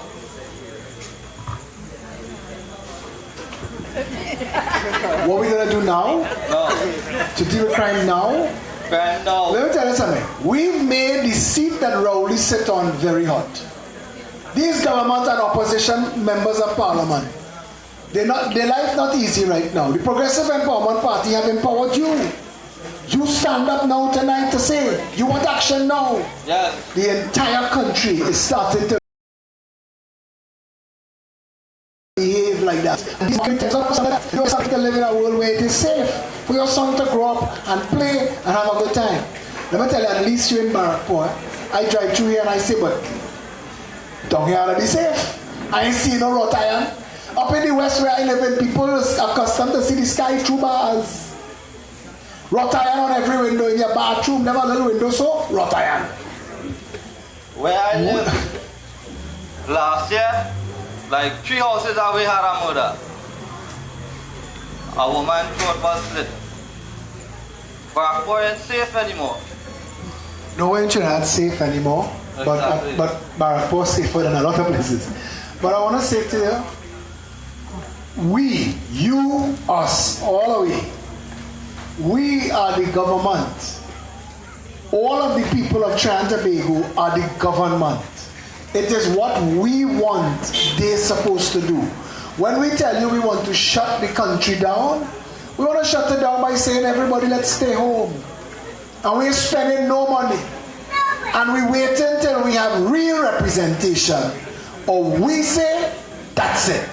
Enough. That's it. That's where we need to be. And that is what will finally get them to either start delivering or they'll call an election. And we must make sure that we're ready for that. So you in Barrackpore can become around here taking names of people who want to serve. And you want a better constituency and a better community for your son. Put your name and your number on that list. And come back and say, oh, we have to make this a reality here. Yeah? Okay.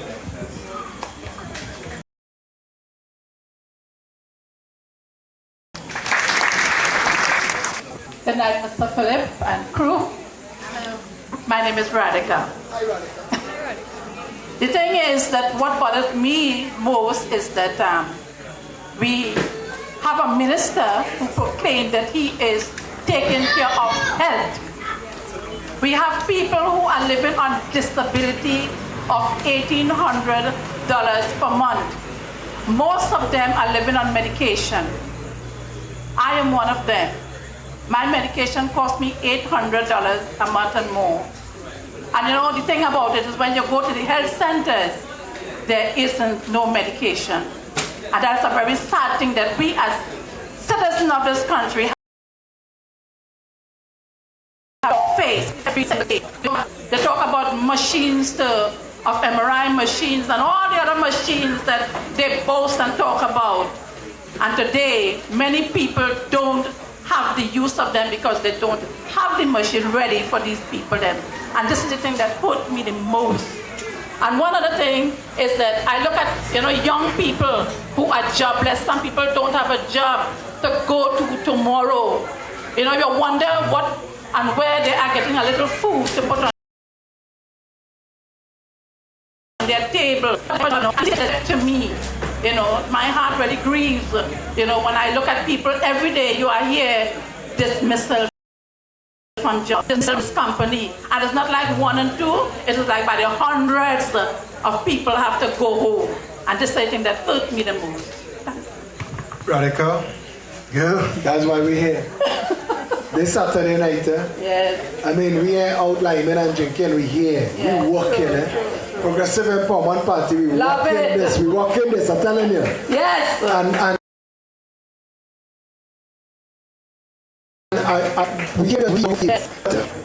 I'll sing. Wait for time.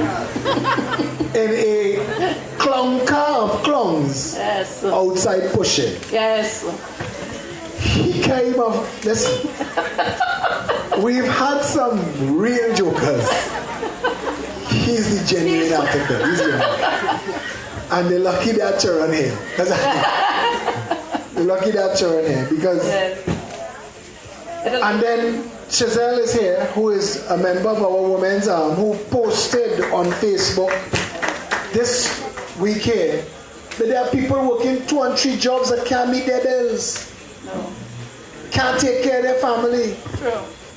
It is an insanity that these are the conditions under which our people are living. That's right. And that is the purpose and the reason for the Progressive Empowerment Party. So we're going to vote them out. We see you. You're hot like a pepper. Where's Ken? Ken, take this for my number. Radical. Yes, out for them. I hope you're coming on board. I am on board. Thank you, darling. After my daughter introduced me to you, and I keep watching your videos, and I sometimes make small comments. But Radical, we want you on the team that's going to rebuild this constituency. I will. Thank be you. on board. Thank you. I want to say something. We're talking about Terrence Yalsing, but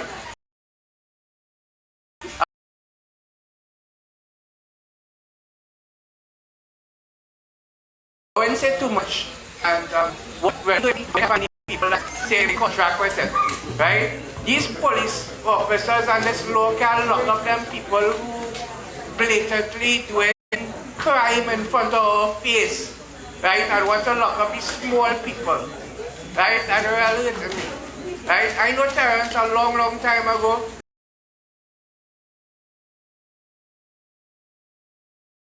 Terrence is just a person. Right? Cause them to be where he is at right now. Right? But we need to stand up for ourselves. We need to, right? Whatever little up to, let them do it because we need to. And if we leave it like that, Alright, so if we have nobody else, we're going to wrap up. I would like to thank everybody for coming out. Like I said, this is my first time in Barrackpore, and I'm very happy to be here, and I'm happy to see all of you. I'd like to thank a couple of people. My feedback. I would like to thank Shamla and her mom, Chandra Miraj, for giving us this venue, this setup, the decor. Is it off? Yeah. The decor, the setup, everything. We just came and it was organized. And thank you very much. I'd like to thank Ingrid from Imperial. My team. Nigel, who donated those lovely little flags that we have outside. We finally have PEP feather banners. Raphael for the lights, and oh gosh, anybody else I forgot, I'm so sorry. Oh, let me let Shamla dance. I would like to thank Ken Tent Rentals for supplying us with all his tent chairs and for our comforts. I would like to thank Radhika for supplying refreshments. I would also like to thank Sharda for providing decorations. People set up in front. Thank you so much. And also thank you on behalf of the party. And Sunil for the mic man. He was the person, I don't know if you all heard it, he was able to sponsor the mic man driving around the community. Thank you very much. The PP depends on generous people like you, and because of you, meetings like this can happen. So, again, thank you. Also, thank you to my executive Sharon and help make this happen.